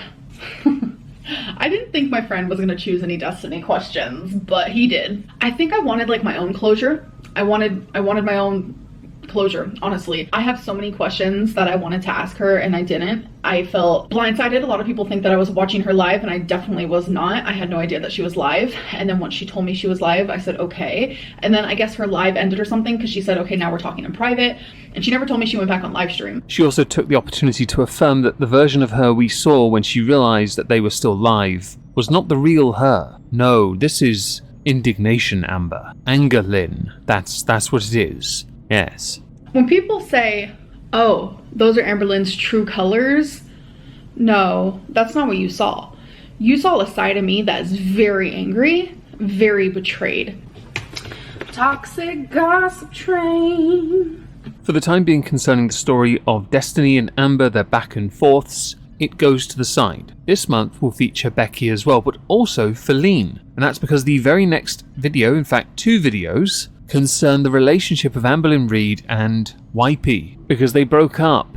And Amber was very upset by this. Now, usually I don't make it a point to dig into somebody when they go through quite harrowing experiences, okay? But when you make thumbnails like this, you chose those, don't tell us you didn't, you chose them, and then you take a bit of a step back because the views on both these videos is exceptional, we know you're milking this. You also, for the most part, blame YP for everything, without actually naming her as being the reason for the fault. But you expect something in a relationship, you expect it, and it was totally mutual, which is why you said mutual about a dozen times. Here's some clips from that. Feline and I have broken up. It was mutual. It was mutual, and this was mutual. I don't have to go into detail. Love just isn't enough sometimes. I know what I'm worth. Honestly, it doesn't even matter why we broke up. It's personal. I don't want to shower. I don't want to obviously I'm not going to share everything, the real personal stuff, because why we broke up, it doesn't matter. What Amberlynn Reid adequately displays in this video is the 5 stages of grief. Well, the first 2 anyway. Shocker. Somebody who likes to milk all the abandonment issues from her childhood, manifesting it now because she's never really been single. She's always had someone almost immediately afterwards. And in August, we'll talk about her opening up her DMs. Yes, that was a thing. Now, in a follow-up video, which you saw both thumbnails of, she described more about the breakup, but didn't go into too much. Yet again, though, she reiterated similar points about knowing her worth and value. This then led to one of the cringiest podcast-style videos where she and Feline have a conversation about the breakup. It's just a still image on the screen though, so I firmly believe they did this over Zoom because Feline's audio is dog shit. But much like the breakup video, the what happened after the breakup video, the heartbreaking conversation with my ex video did exceptionally well. Those 3 videos, to be honest, gave her an excuse to step back. But I will, for those who are interested, play a little clip of the heartbreaking conversation with her ex, before we move on with the toxic gossip train. I've tried to explain that, and some people don't believe in mutual breaking up, and it is a thing. It's when 2 people agree to go their separate ways, and we agree on that, as painful as it is. I mean, I guess to those people, you're in a sense lucky that you've never had to experience that. Yeah, because it's a different type of pain, This for is sure. definitely a different type of pain. Because, if you end things on bad terms, you can wipe that person from your life and just move on. But it's especially if you're not in love with them anymore. Yeah. Toxic gossip train. Not long after this cringe fest ensued, Becky, on her Kinda Good, Kinda Beck channel via community post, said, "So I have been threatened that if I speak on my truth, the law will be involved." Crying laughter emoji. Look how I was publicly treated, but I'm being threatened with the law. I saw the breakup video and the reason she's being so graceful with this one is because she thought I wasn't good enough, but this one somehow was. I did everything for her, and just like always I was treated like garbage. I suffer every day because of what I was put through, but I'm the one who has to stay quiet? How is that fair? When Amberlynn Reid plateaued as a YouTuber, she was with Becky. Becky didn't really want to feature in her content. Since the breakup, Amber has been using Becky as a great example of how you shouldn't be treated. Amber's worth is far too great for a peasant like Becky, according to Amber, even though when Amber was bedbound, Becky, like Destiny, was washing her down with a hose and a car wash.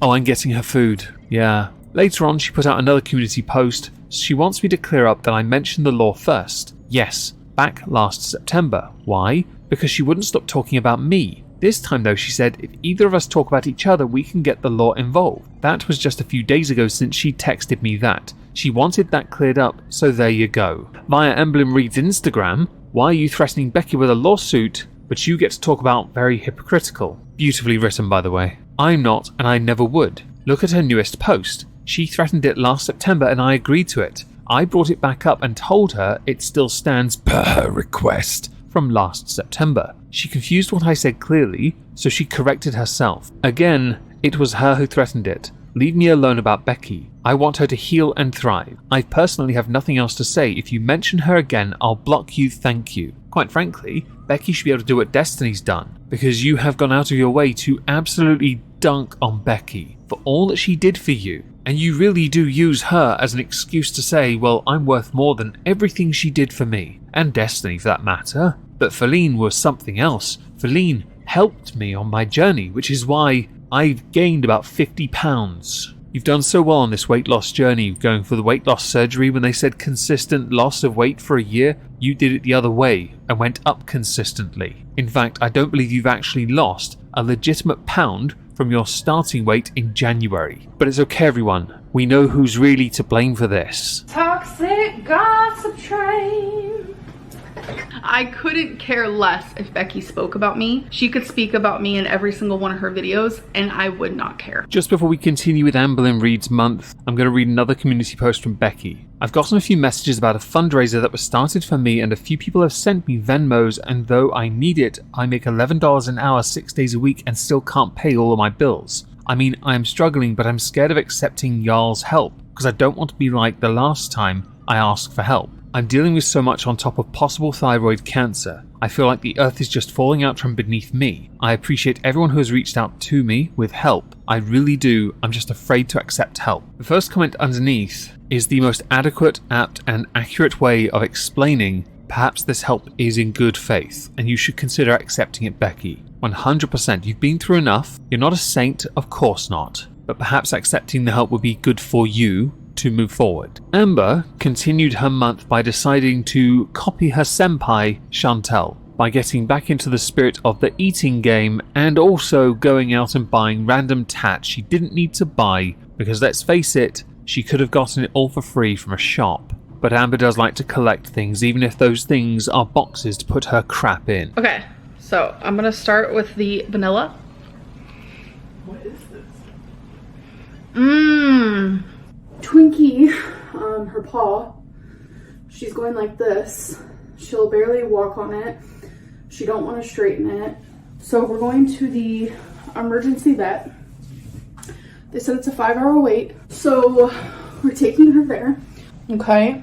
A few moments later. You guys, I have kind of, in the last day, I have hardcore fixated on these wannabe Legos that I've had. None of these are the Lego brand. I just want to make that clear. Yes, Amber's priority was to show us her fake knockoff Legos, not her dog. That's interesting. Many pointed that in the comments, obviously. Just an update for Twinkie at this point. They changed her pain medication and gave her something a bit more suited because she's getting older and she has joint pain, which is quite common for the breed of dog that Twinkie is. On to Home Depot. Oh, and just I'll point this out. Feline and Amber intend to live together for months while they sort out their newer accommodations, which is totally how breakups go. Yes, it's quite, unique. All right, so here is the moving aisle. This is wardrobe. I didn't even know they made wardrobe boxes. Yeah. Should I get them? Yeah. Is that what you're going to be using too? Smooth as Do you want a wardrobe box? No, I'm probably just gonna put everything in a suitcase. That's so depressing.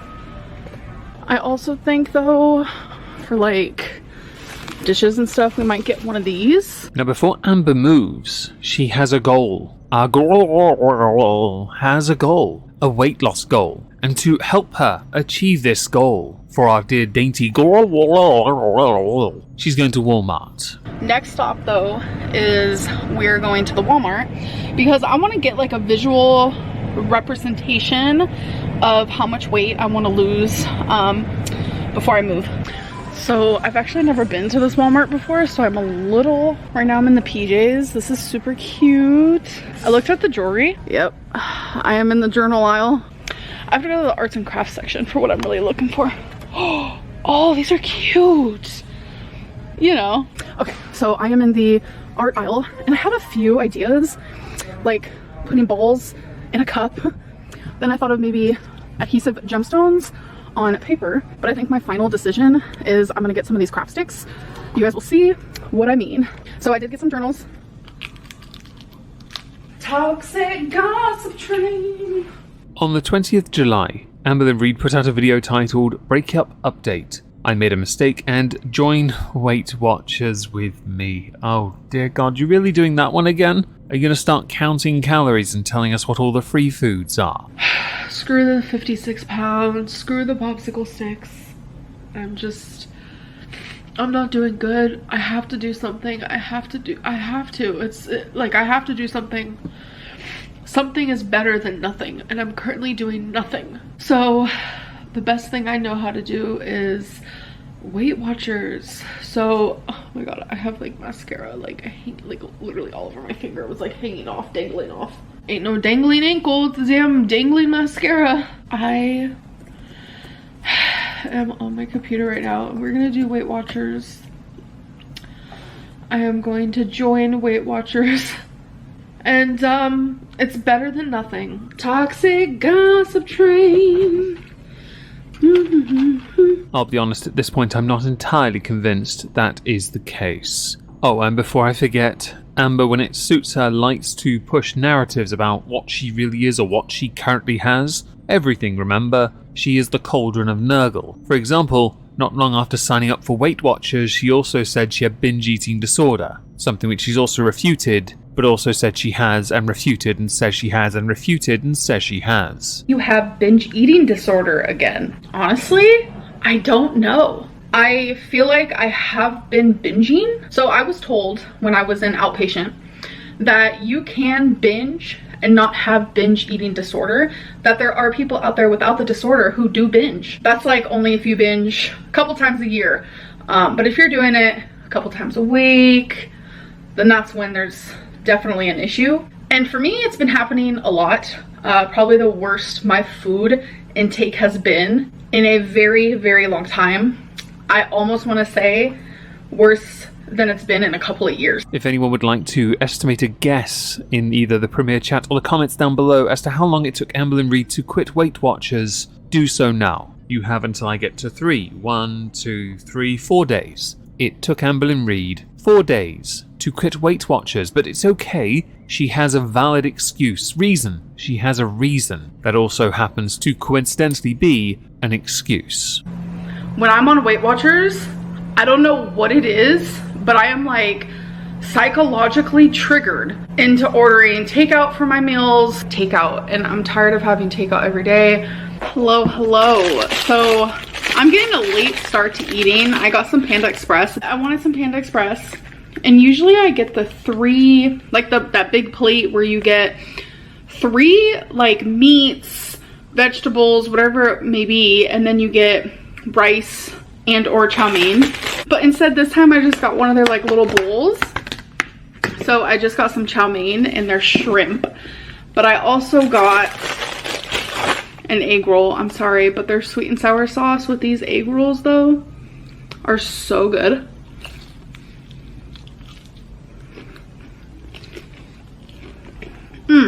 Their honey walnut shrimp slaps. So sometimes their chow mein is good and sometimes it tastes like refrigerator. So moment of truth has occurred.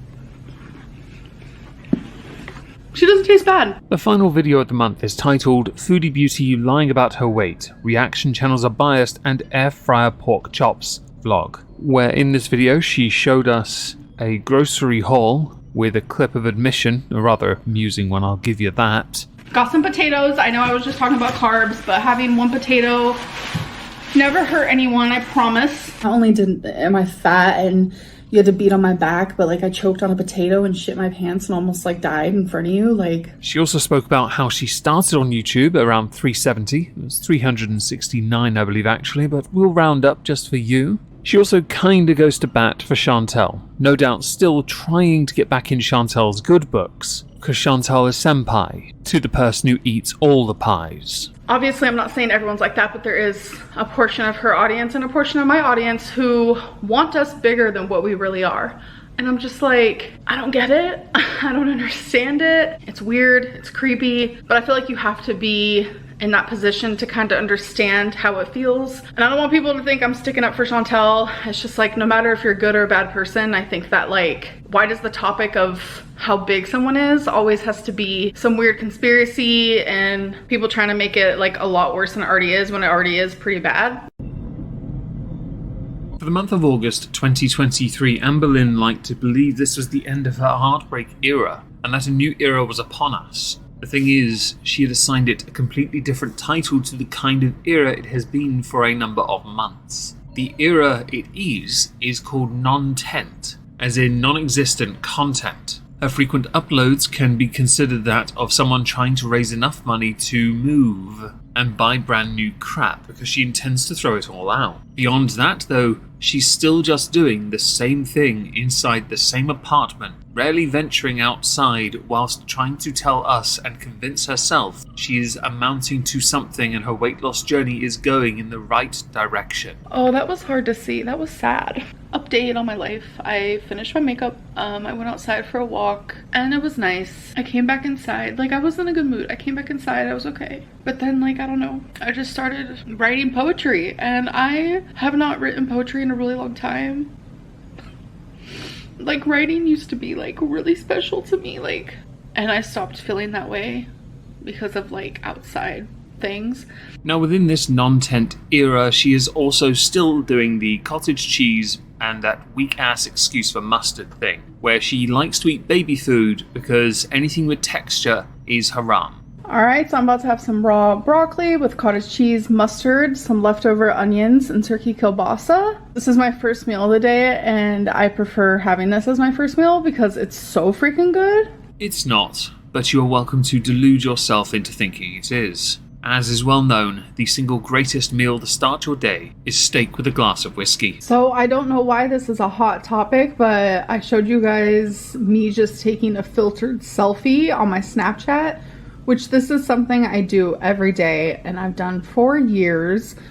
I only communicate with my personal in real life friends or family or whatever it may be on Snapchat, and we're always sending photos back and forth or whatever it is. And now people like have a conspiracy that I'm looking for a girlfriend because I showed you a filtered photo. The thing with the photos is Amber does use them as a form of catfishing, but that's not the only platform, YouTube that is, that she does this. She also likes to pounce on trends where she uses TikTok videos of her without makeup to then make herself look like she's prettier than she is. It's not a good look really, because the real her is what most would see. They see through the makeup because it tells us you have to put a concerted effort in to look like you might be passable. There have been many voices in June and July who have been speaking up against Amber. People from her past who've been in relationships with her, or people in relationships with others near her, who have, as a consequence of Amberlynn just being on the internet, gotten themselves into a lot of stress, problems, concerns. One would be an individual by the name of Rafe. A video was shared to Twitter by Alex is Shook, where Rafe revealed that being associated with Amber left them terrified of social media. But I don't want to talk about that right now. Because it doesn't matter. No. It has nothing to do with now. It doesn't. It was years ago. Yeah. And that person isn't in our lives anymore. At all. No.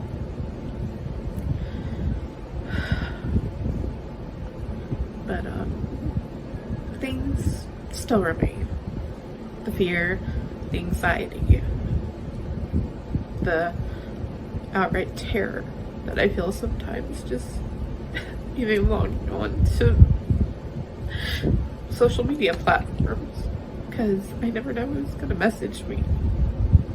Amber for the most part ignored that and instead focused on bringing back her mukbang era by having something super duper healthy, and did not, if you ate all of it, account for over 80% of your daily sodium intake within the space of 500 calories worth of food. You guys, this is an example of the way I edit. This is how I've always done it. But people thought I just spliced together a bunch of random clips. But now, as you can see, that is not true. I have weird things with food, and I know a lot of people like to be haters and say because I'm fat I can't be picky, but I really truly am. We also got a bit more of an inside look at how Amberlynn Reid edits videos on her phone, which explains an awful lot about this non-tent era, which can be regarded as a tad amusing when you consider she sits at a desk for most of the day. Alright, so I want to show you guys a little bit of the editing process. So here is a grocery haul from the vlog that you guys saw yesterday. And I just want to show you like how it looks, because a lot of people think that I just like throw a video in iMovie and then call it a day and then that's the end of it. I promise, no.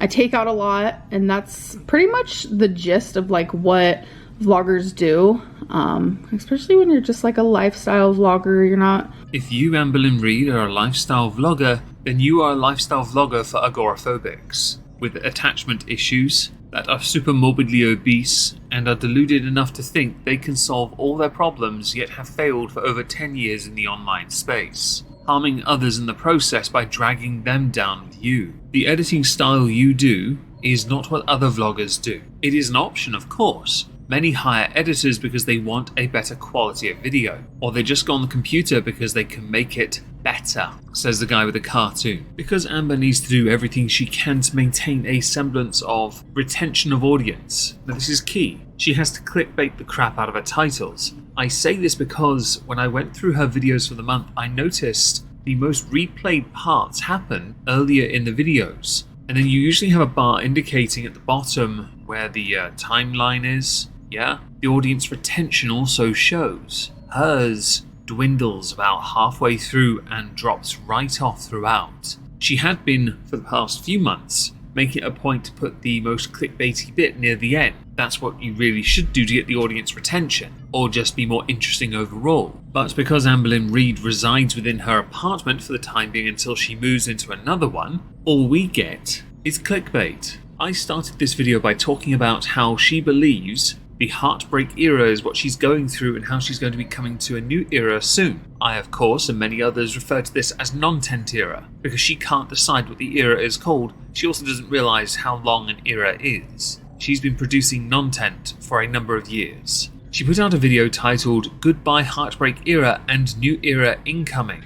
A point, especially in this last like week or so, where I'm heartbroken, sure, but I'm heartbroken for like what could have been, and that's sad, obviously. But I also know that like I can't just stay sad, I can't just stay heartbroken. I have finally like reached a point where if Feline was even to ask for me back, I would say no, because I know what we both deserve. So I am leaving heartbreak era and I'm entering like a self-love era. If in September Amberlynn Reid, because of the self-love era, starts to sell you guys adult toys, this is why. I do not believe for one moment Amberlynn Reid will be single for too long. She's never single for long. She really isn't. She's like a locust. She finds a harvest, she eats it, and then goes and gets another one, or at least has a backup plan before she gets there. She also told a little story about buying 2 plane tickets. We have number 18. Should fat people have to buy 2 plane tickets? I'm actually talking from experience because I have had to buy 2 plane tickets before, and it was actually really embarrassing because I had already been checked in, I was ready to go, I was just waiting to get on the plane, and then they pulled me up to the little spot. I don't know what you call it, but it was just like a spot where the workers were, and there was like not a desk, what is it? I don't know, but they were just like standing there, and they said I had to buy another ticket. Yeah, that was embarrassing. I was 17 years old.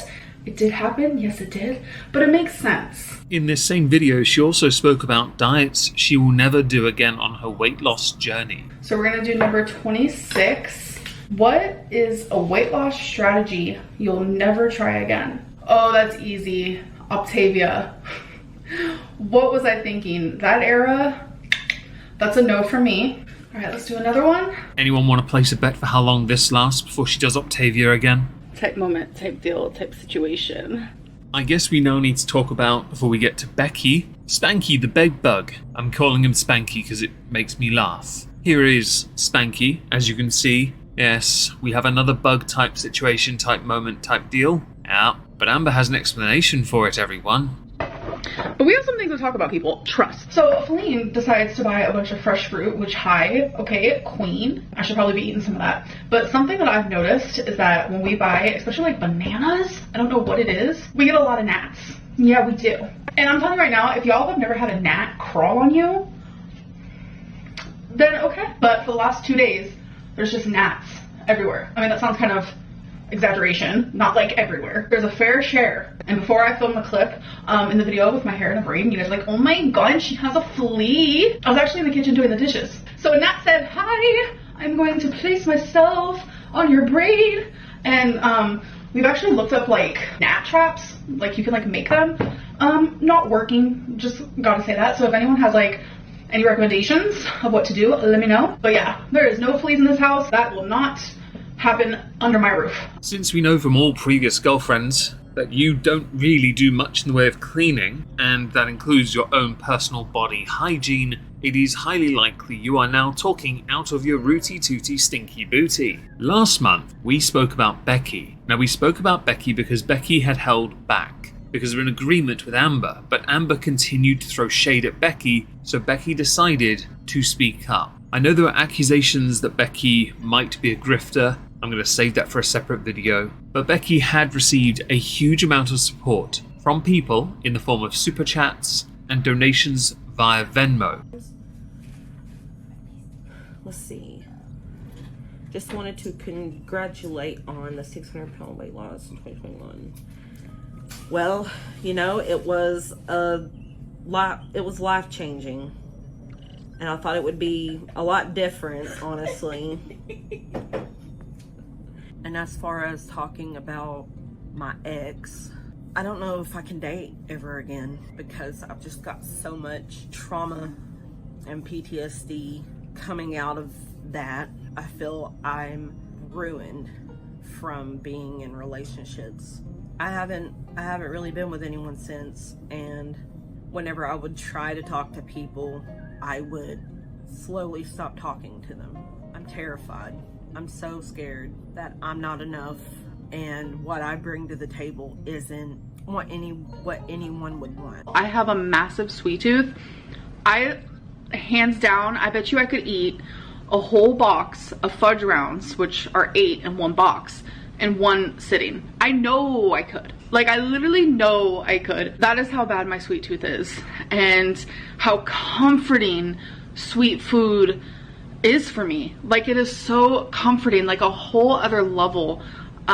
It's almost like medicine, and that's crazy to admit out loud because I don't know if I ever have before, that like there are certain foods that feel like medicine to me. Like, if I need any sort of like happiness, or if I need like to be numbed out, like if I'm super sad, or I have anxiety, or I feel lonely, like if I turn to like my favorite ice cream, instantly all my worries, all my sadness, all of that just completely goes away. So let's get to the final video of Amberlynn's August of 2023. Yes, this one's titled, We Hooked Up, Medicine for Weight Loss, Apartment Tour and Allergic Reaction. Quick thing though, over the course of the month she talks about how she's reacquainted herself with old friends. But Amber has a very odd way of interpreting what a friendship is. She interprets it as something that is convenient for her. So once she's in a relationship, her friends all get thrown to the wayside because she is incapable of existing with multiple people within her life. But also I think because part of her thinks that it might be a form of emotional cheating. Yes, you remember that one from Destiny? Yeah. Okay, to the video itself now, to finish this month off. Like an actual plot twist in my life. Like, I've given a lot of updates, and a lot of people have like asked like, you know, are you and Feline gonna get back together? Like, have you guys like hooked up or anything? And honestly, I have like tried my very hardest to not do that, not kiss her, not hug her, not anything. And I don't know like what happened last night, but we did hook up. I don't even know why I'm sharing this. It's just my journey of life. And I know a lot of people like question like, why do you share so much online? Because that has been my life for 10 years. And we were so close to YP era take 2, Electric Boogaloo. For 10 years, Amberlynn Reid has shared parts of her life and then simultaneously said she's not going to share parts of her life to then share parts of her life all over again. She has done this over and over again because it's all she has. The final thing she does in this video is the part you're all going to want to hear, and that is the weigh-in itself that she gets really happy about. 543.0 pounds. And then I'm going to put my weigh-in from Monday. So Monday was the 21st, so I'm going to put that right here. 528.4 pounds. So I lost over 14 pounds that week. You're so dainty. Now, jokes aside, congratulations on your weight loss. For someone of your size, to lose that amount that quickly isn't actually out of the realm of impossibility, because all you had to do was lower your caloric intake, so you weren't maintaining your weight. However, you are exceeding what is an acceptable amount of weight loss per week to a realm of unhealthy, which will inevitably lead to you, within a week or two, putting it all back on again. Still, you started the year around 519. You're still 10 pounds higher, and you're still over 500 pounds. You're still a quarter-ton princess. And as far as your content goes, the only thing you've done that showed any level of quirk or editing was this. You guys, this is an example of the way I edit. This is how I've always done it. But people thought I just spliced together a bunch of random clips. But now, as you can see, that is not true.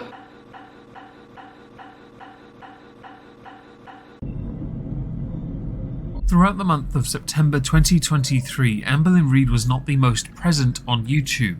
In fact, during the month of September, she uploaded only 7 videos to her YouTube channel, averaging between 8 to 10 minutes long each. We're going to go through those videos, by the way, because they're non-tent. Still, the non-tent era, courtesy of her transitioning from YP1 era to YP2 era and a new state era moment situation type deal, is meh. Yeah. Yet for all the non-effort she puts in, she is still doing quite well view-wise. But, based on what I know of AdSense at this time of year, if she's even getting monetized, because yes, YouTube is clamping down on very unhealthy lifestyle content, her views, even if monetized, are earning her not so much money. In fact, September was the worst month she's had all year, because she essentially took most of it off in favor of uploading thirst trap things, that kind of catfish, fatfish content, to TikTok, all of which is equally non-tent related because she just lip syncs to random bits of audio that I can't play because of copyright. On TikTok, it's not so much a problem because they're short enough and people don't seem to mind. On YouTube, if I played that audio, apparently everyone would mind. But this is what she has been focusing her attention on, even though she herself has admitted she makes no money from this. Bear in mind here, you could get hundreds of millions of views, which she will never get on TikTok, a month, and she'd still make less than what she'd make if she applied herself to YouTube. She believes that by doing this non-tent, she's having more fun with herself, more fun with her career, more fun with her channel and her life. Really, she is trying to distract her very low attention span mind because, and this features in her content as well, that low attention span, she has sod all going on beyond leaving the state and moving to a new place, which is the main focal point of this month. So to make her very short videos seem like she's actually doing something when she's not, each video encompasses a number of days. But since the videos are between 8 to 10 minutes long each, you can gather quite quickly what she's actually doing in those days. Sod all seems to be the apt way of phrasing it. Celine's like workout stuff and her vitamins and such, but some of it might be old, so. The arc of moving is quite the interesting one when you consider typically when we move, we pack everything we move, we get out of there, right? We exchange properties or we buy a new place, we move. If you're a vlogger, you vlog everything because that's where you make the money. In the context of Amberlynn though, No, she's not been vlogging much of that at all. In fact, all we've seen her do is empty cupboards and organise old boxes that are already full to put new stuff in by taking old stuff out. You'll notice in much of what we're going to see, Amberlynn is not the most sentimental. If something makes her feel sad, it's gone. Sadness guaranteed. It's out of there. But then at the same time, she'll contradict it by still having things that look like what she's thrown out, but look slightly different. She'll keep those instead. It's an odd thing, but the most viewed thing in a number of her vlogs is a weigh-in. Now, not in every single video this month, but in a few of them. And I'm going to play those back to back. And there's a reason why. You'll understand in a moment. I'm just going to put whatever weigh-ins I have right here. Hello, today is Monday the 28th. I'm about to do my weigh-in. Last week, on Monday the 21st, I was 528.4. Hello. It's ready. Now let's see what I am this week. 514.0 pounds. Okay, today is Monday, September 4th. My weekly weigh-in. Hello. It's ready. 511.4 pounds. Okay, you guys, so August 7th. I'm a little nervous for this weigh-in because I am a little swollen. I've been doing a lot of walking, a lot of packing. That's just how it goes. Hello. It's ready. But I'm still eating how I have been, so let's see if I've made any progress.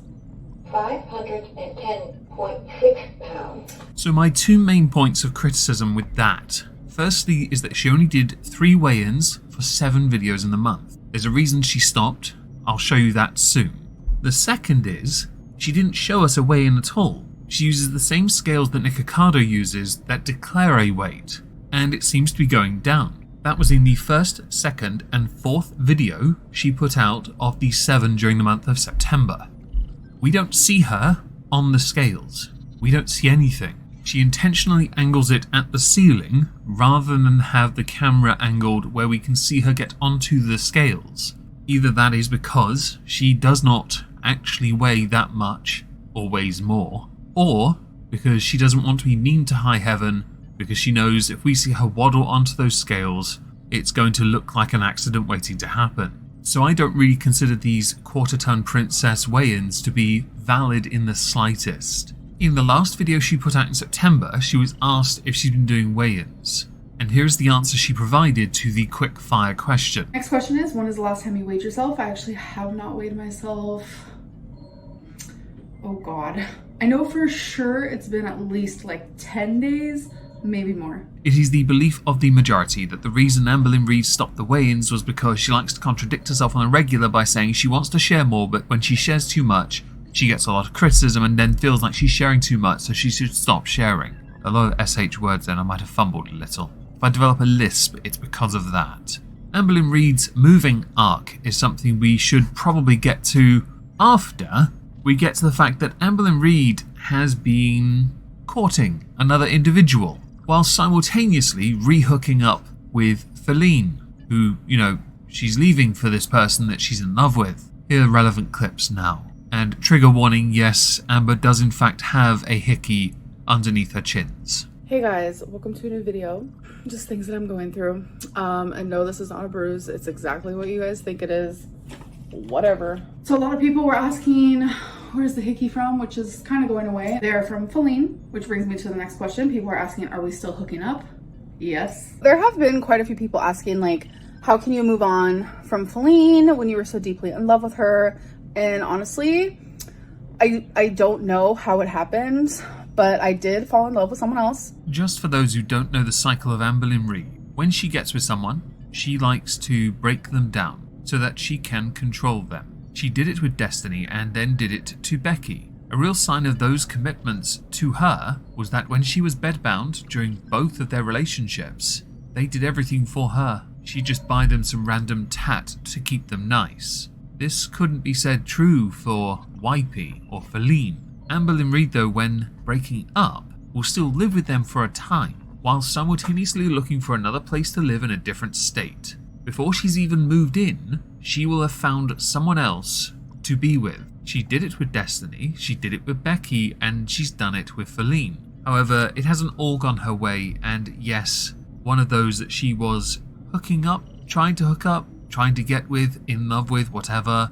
No, didn't happen. But she is still trying to get a new wifey, who I'd like to dub Wifey Take 2, and then maybe Electric Boogaloo, possibly Folie à Deux. Because at this point, it has to be madness when someone carries as much internet notoriety that you have to be so isolated, a quick Google search would tell you enough, but you don't do it. Now let's talk about the moving arc, because throughout all 7 videos, Amberlynn was doing some form of packing, and I want to show you a clip from each video, just to show you how much effort she's putting in to these 3-minute clips that she's putting together to make an 8-minute video so she can sprinkle extra ads in. Since the ad system's changing, that's not going to work out for much longer. Just deciding things that I don't want, whatever I don't want. Feline is gonna go through and decide if she wants, but yeah, so many things. Do you guys remember? Stream Queen. So let's go in my closet together. My closet's kind of a mess right now, but it's because I'm moving. A bunch of this stuff. Oh my god. These are just random things that Feline and I would do together. Are we still hooking up? Yes. But I'm gonna go through these and see which ones I want to get rid of. If there's any that are attached to memories that I don't want, definitely getting rid of that. I thought I had more that had like memories, but I didn't want to keep any that were like deers, because it makes me sad. But there is one like white deer right here. All right, you guys, so far this is everything that I have packed and put in the corner of the office that is going to be going with me. All right, I found her. This is the one, folks. Let's do it. All right, so we also went to Home Depot and got a bunch of boxes. I forgot to film in there, but we needed boxes for like the TV and pictures and paintings and stuff like that. In 6 out of 7 videos, she documented aspects of the moving process. In one of them, she spent an inordinate amount of time talking about anxiety because she self-diagnosed. She also self-diagnosed an allergy to shellfish or crab because her nose itches, in the form of seafood boil, because she knows with the views flagging where the views are, but she won't commit to it because she thinks she's doing right by herself, but as the views are going down consistently, she's going to need to make a choice soon as to whether or not she wants views or not to fund her life, pay for her live-in carer, and of course keep the business going so she can continue to buy all the random tat that she forms no sentimental attachment to, but will happily discard as much of it as humanly possible because memories, which I found highly amusing when she had 2 boxes full of wax melts. But we'll do the seafood boil clip first. So I got some food. I got seafood boil, which is one of my favorite meals. It absolutely, without a doubt, makes my nose itch, but it's totally fine. Wow, that stuff went. So this is my meal for the day, obviously. And I never finish it either, but it's so good. Let me show you up close. So this is what it looks like. First question is, are you still doing OMAD? And the answer is no, I'm not. This answer can be considered truthful because we know she binges off camera to maintain the weight she's at. Although, for both meals that she really showcased this month, she claims to not eaten all of it. That cannot be further from the truth, honestly. This is supposed to be a kid portion of just buttered pasta. I was expecting like a small portion, but that is a lot bigger than I was expecting. I just wanted that as a side because my main thing I got is this veggie burger, which is made with brown rice, mushroom, tons of other veggies. And there's avocado on there, there's cucumber, lettuce. Oh my god, it looks so freaking good. Like, doesn't that look great? The only way that pasta portion is for kids is if it feeds at least 2 of them. Now, just before we go to another rather amusing tidbit that happened during the month, I'm going to show you the wax melt collection because it's a lot and just further proof of Amber's hoarding that we've all known about for years and her lack of attachment to anything. She just buys in excess as if she's planning for some kind of nuclear winter. But I just went through all of these wax melts. My nose is broken, I swear to you. These are all the ones I'm going to get rid of. And this is just the little bit that I'm going to keep. This took so long, but I just felt super obligated to smell each and every single one and decide if I wanted it or not. Who remembers Canklegate? I swear there has to be a shrine for this. An area of the world where a memorial needs to be placed to retain such an important part of world history. Amber took us there, as if she was going to lay some flowers there perhaps. There are a couple things I'd like to say after she's said her piece on this. So I don't know if I ever showed you guys this before, but I'm out taking Twinkie walks. And this is where I fell. If you guys remember last year, see that like little hole? My foot just went and I fell down this little hill. So I'm going to put the video back on the screen here and mute it so I can make some points. Firstly, you went for a walk at night. We know for a fact Felina's been taking your dog out during the day. This is one of the few times where you've actually gone outside. A couple of the times, suitcases was the other one. Or to get one of those milkshake smoothie things that, you know, only come in one size, everyone. all right, here we go. Wait, this tastes like the one that I make at home. Try it. Wait, what did you get? Mango berry Cosmo. Mango berry Cosmo with coconut. Whoa, that's good. It does taste like the one you make at home. Mine's called, it does, doesn't it? With the PB too, yeah. So this one's called Peanut Butter Cup, and it tastes just like the one that I make at home. These are big. Was there smaller sizes? They only have one size? Damn. Another point is that you consider that a little hill. I live on a little hill, but I promise you, what we determine in the United Kingdom to be a little hill, you would consider Mount Everest.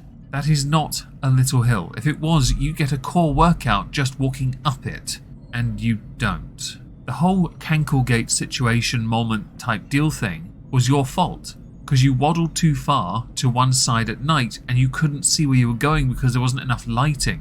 Either that or the light was behind you and your shadow was so big you couldn't see your feet in front of you. Have you considered wearing some kind of torch around your neck aimed at the floor? And reflective footwear perhaps?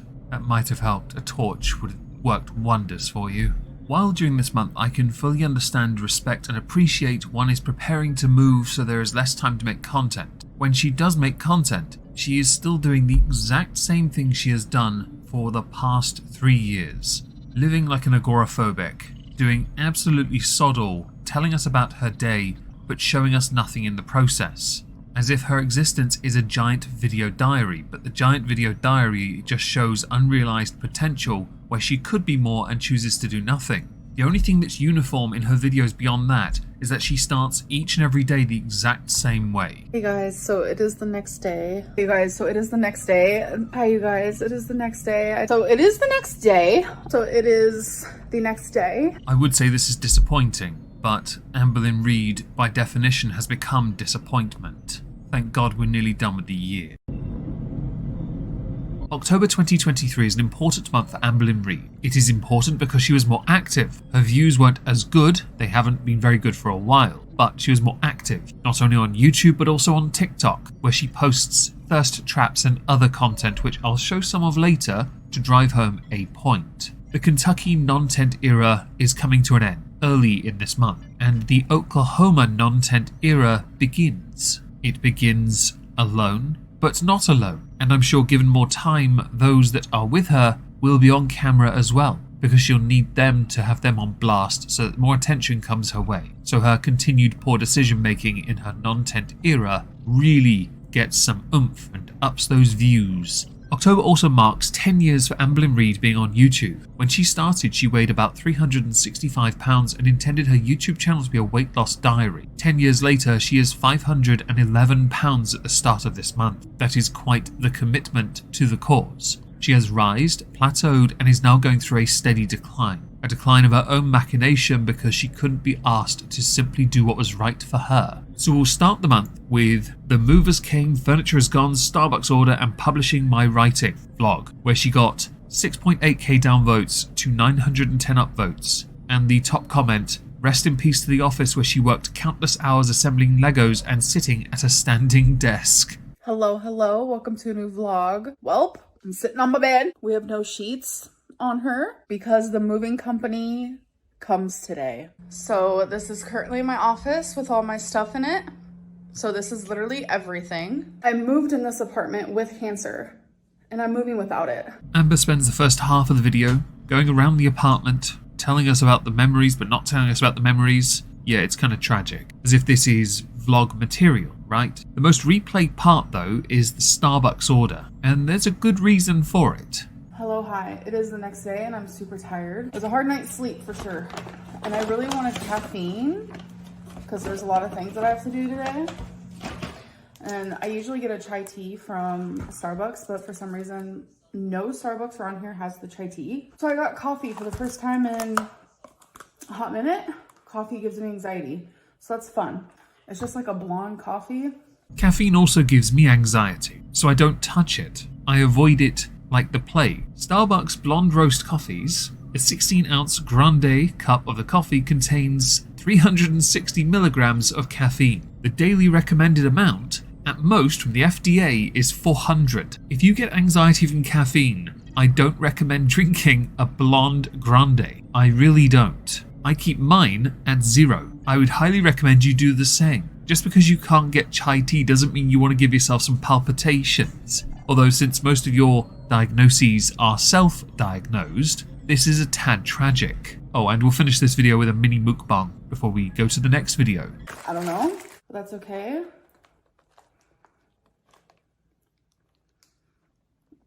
Oh yeah, that's good. So this just has like egg, sausage. I'm allergic to eggs, so let's only get 2 packs. Oh, they have some eggs over here that are already made. A little bit of potato, something like that. I don't know.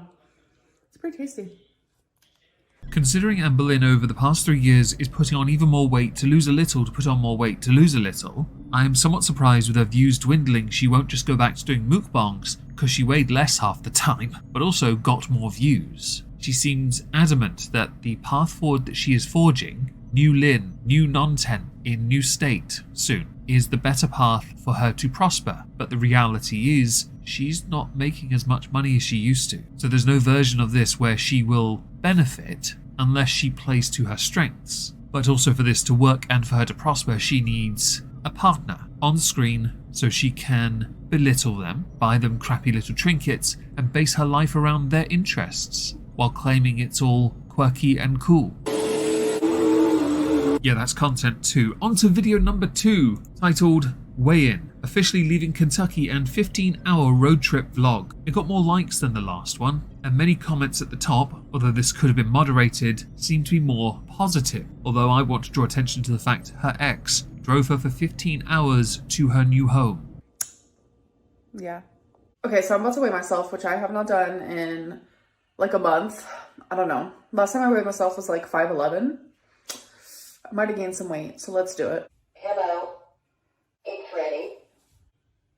510.2 pounds. I just want to draw attention to the rather peculiar jump cut in that. I don't quite understand how that happened, unless Amber fudged it, which to me makes more sense because the camera didn't move, but the jump cut indicates the camera was moved. That was the most replayed part of the video. The clips I want to show you next are of the journey getting there, as opposed to Amber getting all gooey about, this is my last morning here, this is my last wake up here, my last dog walk here, my last coffee here, because I don't care about any of that and I don't think you do either. But I do hope that we can find out how this is considered low-key super exciting and best blog and all the other pleasantries that were totally not filtered. Goodbye. Okay, so we're officially in the car and we have tons of stuff back there. You see Wasabi crawling on that top part. I was not expecting them to use that part. Like, I didn't really want to like 100% talk about it, but like, yeah, I'm having some anxiety. I don't like being in the car. I have car anxiety. I also have like health anxiety. Okay, hello. It's been, I don't know, I'd say a few hours and everything's fine. We're just stopping to get some gas. I'm gonna walk around a little bit. I'm gonna stretch. It's our second stop. It's been a couple hours, but I'm doing, I guess, better than I thought I would be.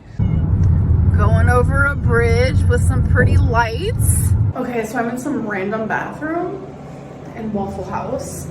I have to go pee really bad. Y'all, it's 4:30 in the morning and I've realized I have no idea where I am. My legs are bothering me. I did not want this to happen. I knew it was going to, but they're very swollen.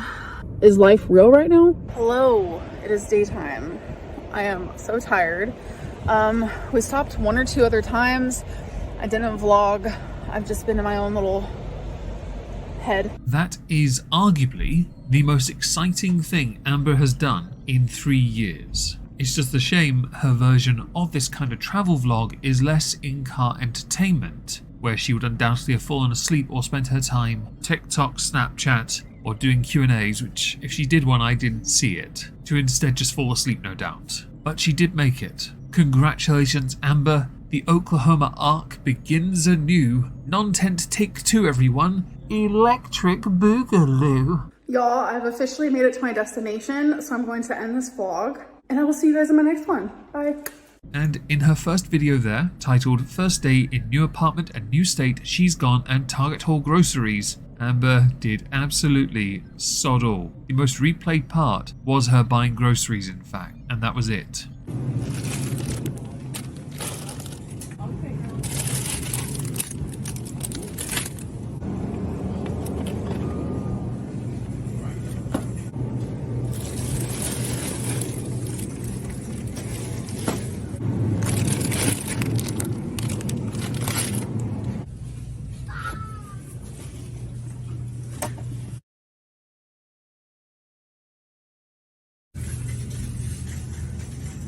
So I forgot that I was filming in the grocery store because a subscriber came up to me and was the sweetest person I've ever met. Because of the bags in her grocery trolley cart thing, people were able to work out what state she was moving to. Granted, she'd mentioned 15-hour car journey, many could work it out from there. No one believed for a second she was going to go from Kentucky to Bozeman, Montana. In this vlog, she also showed off some of her favourite cleaning products, which I don't really think is worth showing you, but also another weigh-in, and that I do think you need to see. Although these weigh-ins are quite peculiar, with the camera facing the ceiling and all that.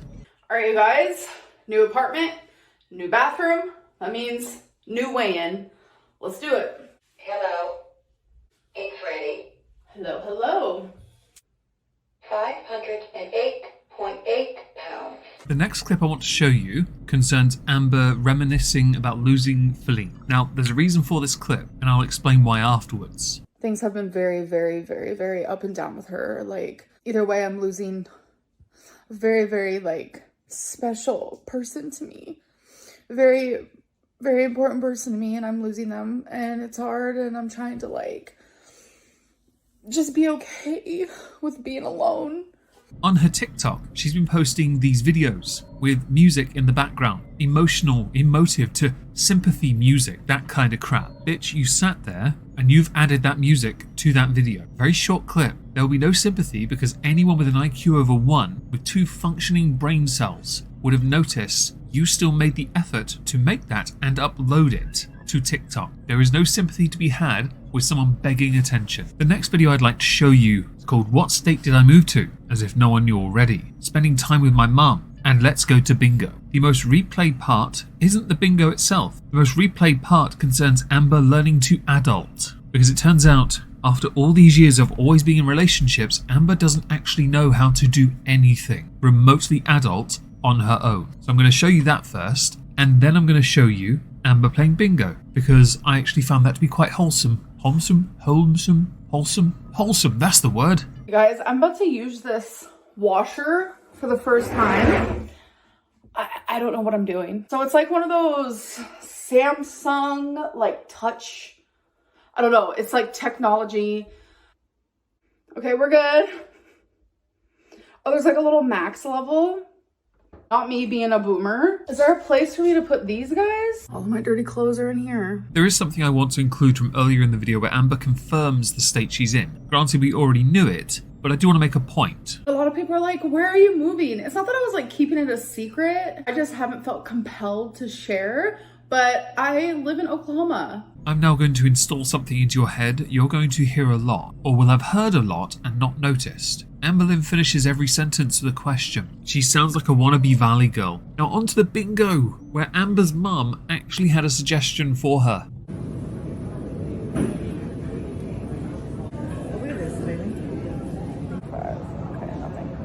72. Damn. Stop, Mom. I'm leaving that laughing.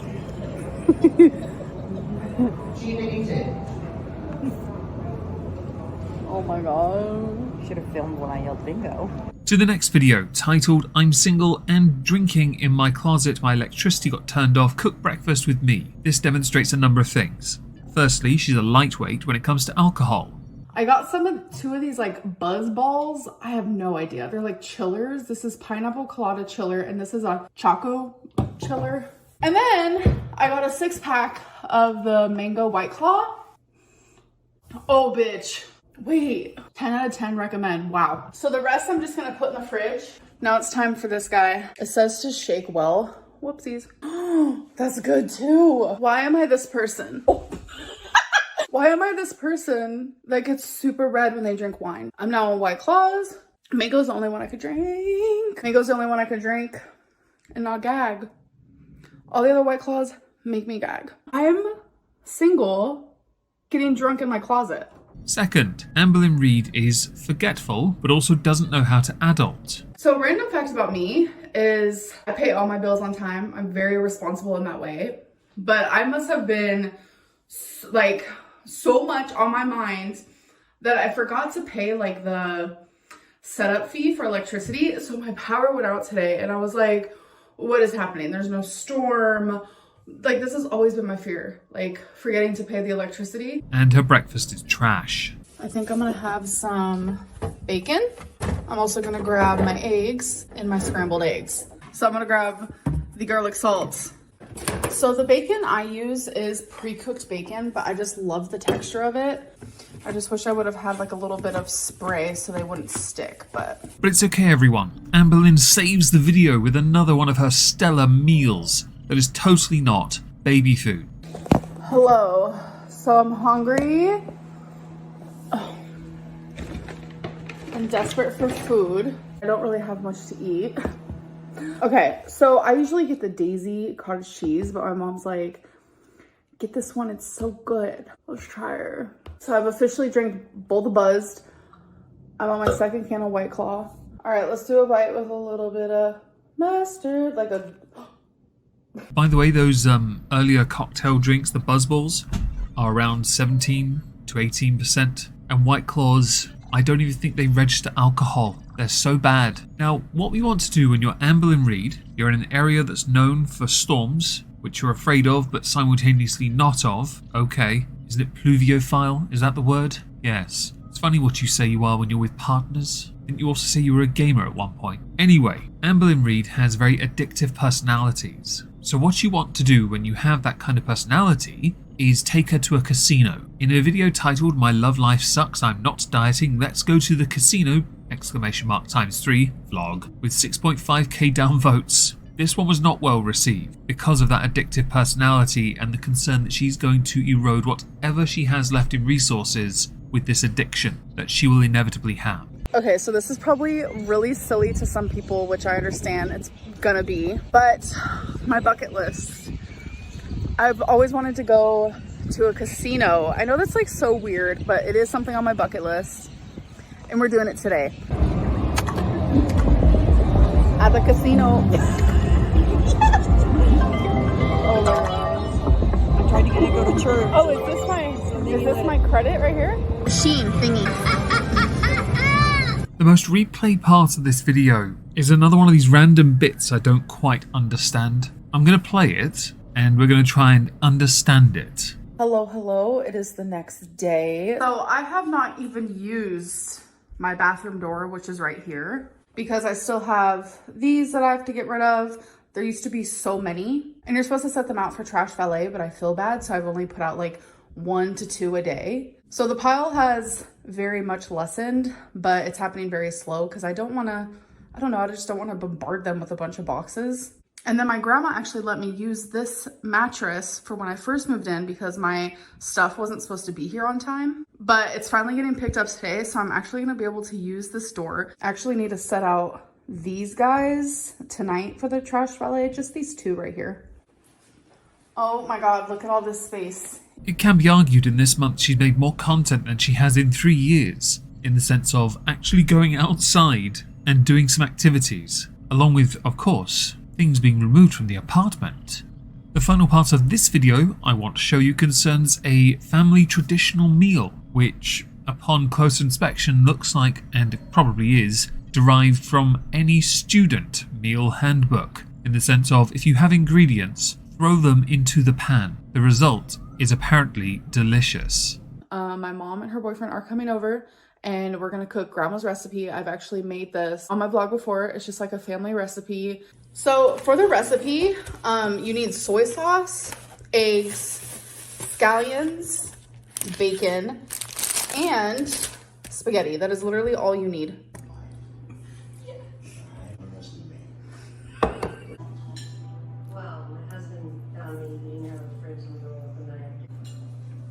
Okay, so I got all of this cleaned up and wiped down. A small part of me is looking forward to the day that Amberlynn Reid finally has a mother on camera who's not ready to yet, and I fully understand that, because Amber needs that second person, so that they can do mukbangs together. Amber will bring back Shrimp Gates, no doubt, more of her mother's and grandmother's recipes. It may well actually change Amber's fortunes in the sense of viewership, or maybe her mother will do what many expect, and Amber in turn will then leave, as will be expected because it's Amberlynn Reid. Over the course of the month, Amber has made things seem more profound than they are, made big deals out of things that are literal nothing burgers, and she is adapting and adjusting while claiming she's incredibly happy living alone because she's learning more about herself. In doing so, she's also shown just how inept she is at all of this, the whole adulting thing, because now she's on her own. Her content is all on her. In the past, she relied on everyone else to ferry her about. With Feline, she didn't have much of an option. She just tried to come across as agoraphobic, while simultaneously seeming energetic, because Feline, when they first started dating, was the best thing that ever happened to her and helped her on her weight loss journey, which is why she weighed more when they broke up. The final video I want to show you is called Gambling Addiction, Struggles Living Alone and Looking for a New Girlfriend. 4.6k downvotes to 1k upvotes. Top comment: a great way you and your mum could spend time together is by maybe going to a Zumba class at a gym. Since you've made dancing videos at home before, spending time together in a positive way plus reaching your health goals. If only Amber could go long enough to not make every excuse to not do something, she could actually do something like that. That would in turn benefit her. Alright, shower is completed. You guys know, like, situation type deal, moment type deal. Hi. I got some packages. This is gonna be my first Amazon haul in this apartment. And I also ordered some food. So I see we're going back to the good old days of the Kentucky non-tent in Oklahoma now. Fantastic. No, I'm not going to bother showing you what she ordered because it slaps. That's all that matters, right? Instead, I'm going to skip over the fact her tumble dryer is making a weird knocking noise. Get help for that. I'm going to skip over the fact that you didn't know how to set up Wi-Fi because it's too advanced for your boomer brain, and instead go to a Q&A. Okay, guys, so like I said, I had you guys ask me some questions, so let's answer some of them. What's the most difficult part of this move? Honestly, the hardest part for me is the worst feelings you can feel, and it's heavy. Will you weigh yourself on camera anytime soon? Yes, I will. Does going to bingo and the casino feel addictive to you? No, not at all. So things like gambling, for me, it's not an addictive thing for me at all. The last question I want to show you is whether or not Amberlynn Reid is looking for a new girlfriend. We all know the answer is yes, because she always needs a partner. Always. To take the burden off her shoulders, of course. This is the answer she gave, though. Are you looking for a girlfriend right now?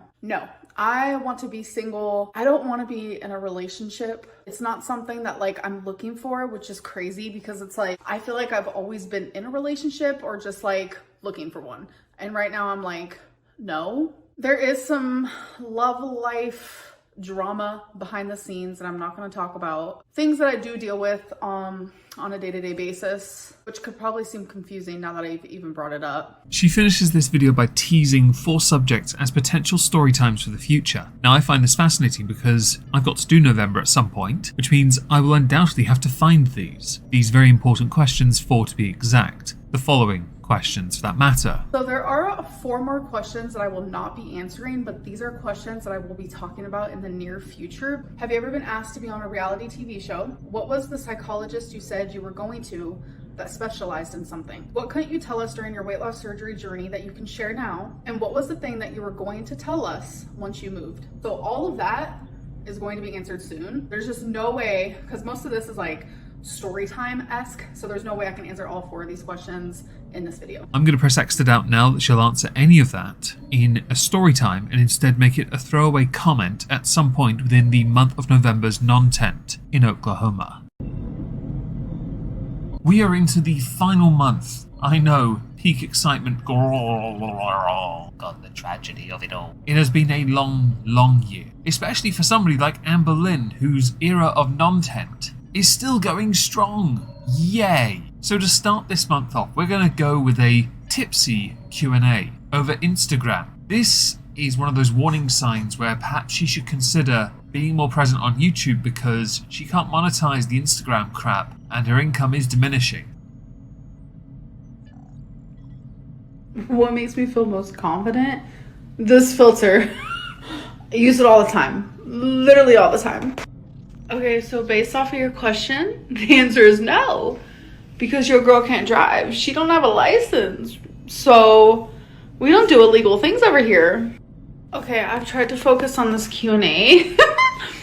And it's not working out very well, so I love you guys. Was that a ghost? Or did they think my fingers was a person? Oh my god. Hey, I do have a little friend. So I'm eating sunflower seeds. And sometimes I'll crack them like that and then eat them. And then other times, I just eat the whole damn thing. Over the year, there has been an increase in Tipsy Lynn Reid content. It is slightly worrying when that is what she relies on to be able to answer questions concisely. But go figure, Amber needs to cut loose a little. No doubt she'll attribute it to increased stress levels from being an adult on her own. Oh, and this video that you just saw has since been deleted from the Instagram. I wonder why. I actually do cuss a little. Do you? Also, yeah. What's your favorite curse word? Probably. Amber's been very active on TikTok, posting her usual thirst trap nonsense, while also implying that during this month and the month before, she was being ghosted. Although, it could be the case that she was being ghosted by Feline because she cheated on Feline at the end of their relationship with a new person, New Wipey. Or it could in fact be New Wipey ghosting Amber at this point. The video you see on the screen, no audio, of course not, terms of service and all that. Amber did in a separate video talk about whether or not she is, or Feline is, done with her by saying the following. Has Feline ghosted you? Okay, so the answer is no, but I really hurt her after we broke up by falling in love with someone else. I hurt her a lot and I take accountability. I obviously just could not control falling in love with someone else. I very much can't help but look to the side like all liars do, calling it love because you don't actually know what the word means. Fell in love. I did. And it just was really hard for her and it became hard for me and it became a very big mess. And it just really went to show like how much she did love me and I felt horrible and I tried to fix it, but I kept failing at fixing it and it made it to where she doesn't even want to continue being my friend. So I went through like a whole separate heartbreak in private. Don't try and make this about yourself. You cheated on Wipey. You two were together, you failed her, you say you tried to fix it, but you couldn't, so she now has essentially ghosted you. You were lucky she took you to Oklahoma. What you call heartbreak, the rest of us call consequences of the following. All right, today we're going to talk about how we can find out and how much we can find out and what it takes to get there. So first we have to decide how much do we want to find out. I want to find out at a level of 7. Okay, so I find that level on my graph and I come horizontally to my gradient line. Where it intersects with my gradient line, I'm going to come straight down to where it intersects with my fuck around line. That there is going to tell me how much I have to fuck around to find out what I need to find out. See, as you can see, the more you fuck around, the more you're going to find out. Like, I just feel like I'm reliving the heartbreak just a million times over. We were cordial for a bit after she left. We would text. Then, like, almost daily I would text her, like, I love you, I miss you, because I just felt like I needed her to know and I needed her to know that I was sorry that I hurt her. I talked it over with a friend, and they said, I think it's time that you just like respect her and stop contacting her, and it's been really hard. This is gonna sound dumb to some people, but I am on day 5 of not contacting her. And I know a lot of people are gonna be like, that's so unhealthy. Trust me, I get it. I have mental illness. And you, Amberlynn Reid, having a mental illness does not make you the expert of mental illness. You're not the avatar or arbiter of it either. You act like some kind of gatekeeper half the time. Feline was my very best friend for like over 2 years. You know, I thought I was gonna marry her, and it's just been really, really hard. So we are not in contact, and I'm going to be respecting her wishes, even if it's really freaking hard. Like, it's been so hard. Like, I have wanted to call her, I've wanted to text her, and just these last 5 days, and it's like I can't. And it's just been a whole other level of torture because I miss her so much. And I just think out of respect for her and for myself and for our relationship, I don't want to talk about her. And I know a lot of people think that like I'm gonna come on here and say bad things about her. Not gonna happen. It's never gonna happen. I think going into 2024 we're going to hold on to that nugget of information, because I have a sneaky feeling she will do it at some point, as soon as she finds and settles and gets comfortable with new YP, or YP Junior. Who knows? Whichever you prefer. Now, while this is all going on, and we'll get to some of her actual videos in a moment, let's do some more of her thirst posting. This time, I have to take the audio out again because copyright, but as you can see, catching feelings, everyone. Oh yes, that's the oh my expression. It's a disturbing one. I swear I've only seen it once, and it involved orange chicken. So during the month of November, up to the cutoff point that I have had to use so I could get this video uploaded to YouTube, hi YouTube, she had uploaded 6 videos. A couple of them have done reasonably well, but her views are continuing to diminish at an alarming rate. Whereas over the course of the year she'd sit and hover around between 50 and 70,000 views, now it's closer to 30 and 50. The non-tent era is not getting any better, and the lack of content this month is starting to show. As we YouTubers are gearing up for Vlogmas or Moistmas on my part, Amberlynn Reid is renowned for uploading at least once a day for the 20 however many days she can be asked to upload for Christmas, which may well explain why there isn't as much content. However, you want to upload as much as you can to get as much money out of it, especially if you're Amberlynn Reid and your views are diminishing. She has made it a concerted point to not go back to mukbangs. Now she doesn't have a caretaker, she's got to rely on herself a bit more. I'm going to show you a few videos of the 6 that she made this month that I think are relevant. 1, turning to alcohol. The 2nd, needing a caretaker. The 3rd, Amberlynn Reid is the queen of world. And the 4th, how much weight did I gain? Let's start with turning to alcohol. Okay, so the first question is, why are you suddenly no longer complaining about any of your multiple health issues that were always causing you to be set back, or your mental health problems that you felt the need to feel to use as a crutch every day suddenly healed from everything? So before I answer that, I just want to say that's really sad that like when people are vocal about their like mental health or physical stuff, that people say, oh, you're using that as a crutch. I like that you're trying to dismiss what the question is, because you over the years have a track record of self-diagnosing yourself as having almost every ailment from Nurgle's garden, to the point you are known for using WebMD, you are known for refusing to go to the doctor unless you can't breathe, and they have to get you into the car in a forklift. Right now you have to be very concerned. There is nobody to get you into your vehicle, which you don't drive anyway,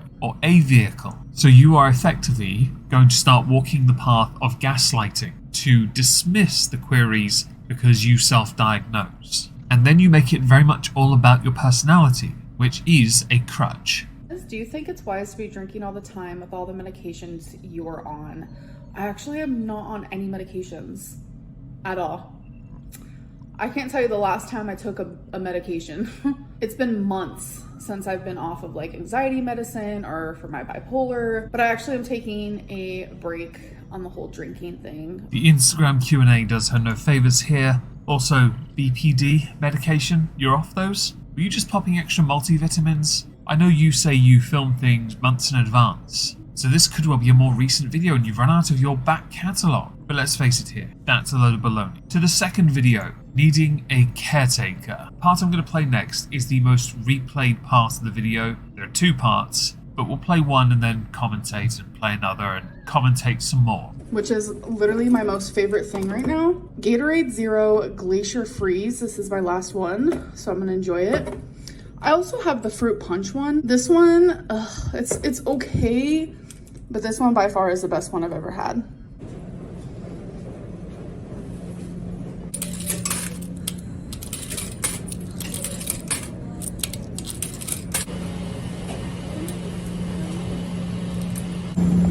They're now in the dryer. Hello. All right, so clothes are done. I had to buy like these stretchy baggies. To those that watch Amberlynn Reid, you and I are going to have a little conversation here. That was the most replayed part of her entire video. 3.5 minutes in, it was her deciding on Gatorade and doing laundry. Now, okay, we can certainly talk about the fact that she had an entire shelf in the door of the red ones. Why didn't she just buy one, taste test it first, and then buy more if she liked it? There are questions, of course there are. But wasteful Lynn is wasteful Lynn. The laundry part means nothing to me, but I have no doubt she's being chaperoned around to do these chores. The second clip, there's an admission, and these are quite important, I think. I could go get a different job. I love YouTube. I don't want to quit YouTube. Right now I'm focusing on how can I healthily bring both of these things together without bombarding you guys with like just my sadness. I'm sensing some concern for her future. Interesting. But there's more, don't worry. I don't want to do that again. But I'm just having a hard time. Like, and I've, like, stupidly, I've thought of, like, why don't I just go back to, like, filming mukbangs? And it's like, that's not who I am anymore. It would be ultimately the easiest choice I could make is just eat for you guys and just eat on camera. It's funny you mentioned that because there is somebody who went on a weight loss journey, was doing fantastically, but then realized they could not sustain their life as a YouTuber if they changed their path for themselves. Now, my view is you should always do things that are for you, yes? So if in that case you're losing views, you should get a job because clearly YouTube is not going to work for you if all you can do and contribute to YouTube with is non-tent or eating. It doesn't work for you. You're not one of the eating channels that is incredibly ripped because they go and eat Greek yogurt and salad for a few days in between each of these videos. No, you eat the Greek salad, the yogurt, and the food. Video number 3.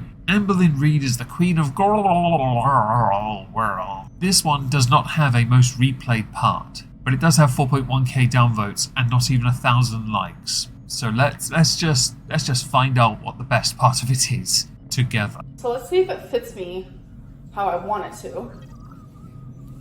Ooh!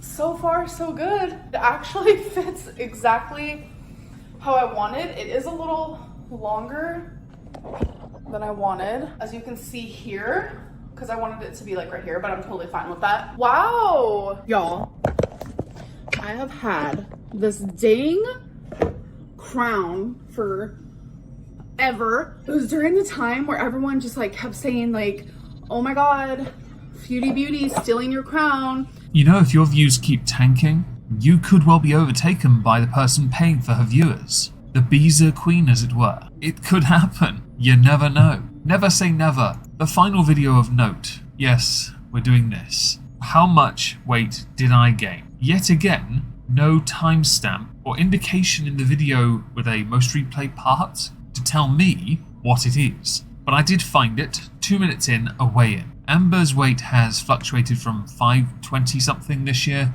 and 510. She's rarely gone under or stayed there for more than a month. So let's see how Amber's done. Yeah, I feel like I've gained like 15 to 20 pounds. Like that's what it feels like. But I know for me when I'm swollen, so the swelling part of it, it really does mess with me. But my scale is underneath my bathroom sink and it's dusty because like I said, I have not weighed myself in a very long time. I hate this. I hate this so much. I know I've gained. Hello, it's ready. Boy, oh boy. Okay, moment of truth. 516.4 pounds. 516. Okay, so I actually only gained like 6 pounds. This is fascinating to me because one of the very first videos Amberlynn put out in January of 2023 said that she wanted to weigh by the end of the year 399.8 pounds. Make all the excuses you like, but you are off by £116.4. So I wanted to begin this month by showing you Amber's social blade, indicating that she didn't really do that well on views. She gets good passive views still because she doesn't really delete content, and many do still go and watch her older content. Throughout 2023, she did nothing. The same can be said for many years, in fact, where she's phoned it in post-COVID because she found that COVID afforded her a chance to reduce her activity and still get away with doing nothing, because people will still watch her content. During the month of December, it is customary for Amber to take part in Vlogmas, one video every day for 24 days. The money to make in that, when you pull in the views that Amber used to make of 100,000 per video, is in the tens of thousands of dollars, that is. If she had gotten as many views as she used to, but 780,000 views isn't as much, especially with shorter videos that encompass a number of days. In fact, while she started fairly strong during the month, she kind of took massive gaps towards the later end because she was so busy, of course, celebrating. It can be argued a lot of the content she made was done at the start of the month, at the end of November as well, and then just uploaded during December because she couldn't be bothered. So in 2023, Amber did not participate in Vlogmas, but there was a reason for that. According to Amber, the reason why was because it reminded her too much of YP, whichever number YP is at this point. But Amber did still do some things. So we'll start with the first video of the month. Eating Taco Bell in bed 2 AM, cooked my mum my famous chili, and making personal charcuterie board. Is that how you pronounce that word? Okay. The video does have a most replayed part, but it starts with this. Hello. So, oh my god, I just stood outside for an hour. I was waiting for the Uber because I got some Taco Bell. It's a moment. It's fine, I promise. And I met a guy and I shaked his hand and it has to be the softest hand I've ever felt. So, anyways, I was out there for like an hour. I didn't realize I was gonna be out there for an hour, but the Uber was running very behind, which happens, not complaining. But that vlog, she spends a lot of time talking about her favorite Gatorade, talking about her chili, and then talking about Taco Bell over a period of a number of days, while claiming it is one day that follows on to the next. This is peak Amberlynn Reid, non-tent era. This is where it plateaus, folks. It's okay, it gets better, because Amber's going to talk to us now about her dating life in the second video of the month. It is my birthday month, folks. Yes, it is. So it's like, you know, that's a whole era within itself that lasted over a decade. It lasted 14 years. And it's like, I want to experience like continuously living on my own and taking care of homely responsibilities by myself and just being like independent in that way. Whereas like a partner is just like an extra part of my life and not like my whole life. I have a bad habit of making my partners my whole life, especially like, I mean, even in like talking stages, I tend to do that as well. And I want to blame it on my BPD because, as you guys know, I was diagnosed borderline personality disorder. Like, I want to blame it on that. But I think also just like, I don't know, sometimes it's hard to like separate your true self with, is this just like my mental illness? As is well known and well established, Amberlynn Reid has every ailment under the sun and makes it a badge of honor with her identity. The reason she makes the person she is with her entire life is because that's what people do when they date. But Amber goes the extra mile.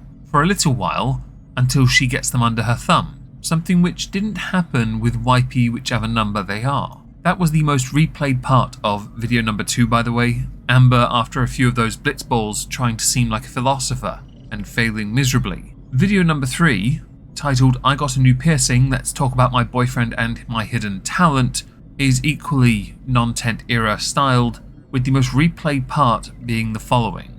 Anyways, you guys, I think today's the day. I have been saying for a very long time, very, very long time, that there is a piercing that I want. It used to be my septum. I used to want a septum piercing really bad, but then I got like a fake septum because I wanted to see how it would look on me. And at the time it did not look good. This was back in like 2019. My face was a lot more round. I literally looked like the moon. Like it was like full moon tonight every single day. The first time I have done this is some of these hate comments, I am just like... Clearly, in the older picture, Amber was nearer to being 600 pounds than Amber currently in this video anyway, nearer to 500. Her face is still, though, the moon. Just in case you didn't know what the piercing was, it was this. Are you scaredy cat? I'm nervous, Mom. They know. I already talked to them about it. Oh, I bet you did. I'm very nervous. It's done, and my mom is a hater. She just doesn't get piercings, but I'm obsessed. On to video number 4. My legs are getting bigger. Hello, so it's pretty late at night. I actually just came back inside from walking. I do have something like massively on my mind. So I recently have been talking about like how I am feeling more confident, and I just like noticed my legs are drastically getting bigger. If you guys don't know, because I know not everyone watches every single one of my videos, I do suffer with lymphedema, but I also have lipedema. This is the part where she goes off on a 3-minute tangent, talking about how she was diagnosed with both, but never actually diagnosed with either. She just has everything, Nurgle's blessing, on her side. Many in her own comments had suggested she go to inpatient care because she's near a family that can look after her pets.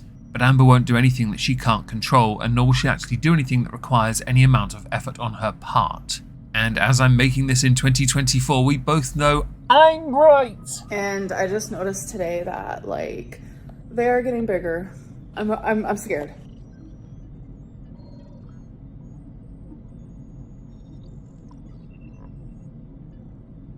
No joke, that video ends with no audio at all. So on to video number 5. Sharing a secret and talking about the Slattons. The most replayed part is 7 minutes 54 seconds in. That's where we're going. So I forgot to mention it and I forgot to show it, but every single Saturday at noon o'clock, literally clockwork, it happens every single Saturday at noon. This is what it sounds like here in the good old Oklahoma.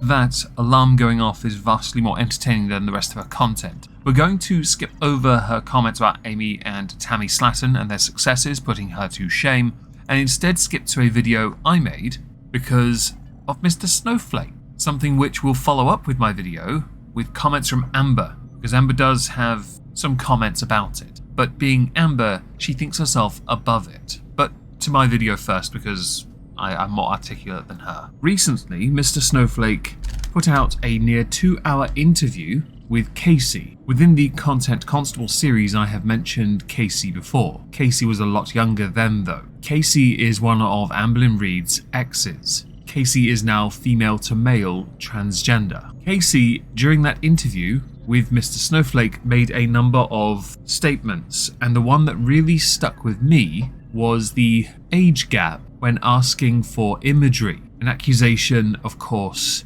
Amberlynn, though, has put out a video on her channel responding to this, kind of. And we're going to look at how Amber responds to it because it's vitally important. It's vitally important to show how the dainty queen herself treats these allegations and the criticism she has received when you add to that what we have seen over the years with other partners of hers. Of course, if YP for Lean puts out any content on YouTube talking about this, it will, if anything, just confirm what everyone believes, because I have no doubt YP will have a similar story to that of Becky, to that of Destiny, to that of Casey, with one massive difference. That difference would be the fact that Casey being 16, Amber being 18, Amber asking for indecent images. I say it that way because YouTube will flag it. The age of consent in many countries can be quite low. In mine it's 16. In 34 states of the United States of America, it is 16 years of age. In some it is 17 or 18.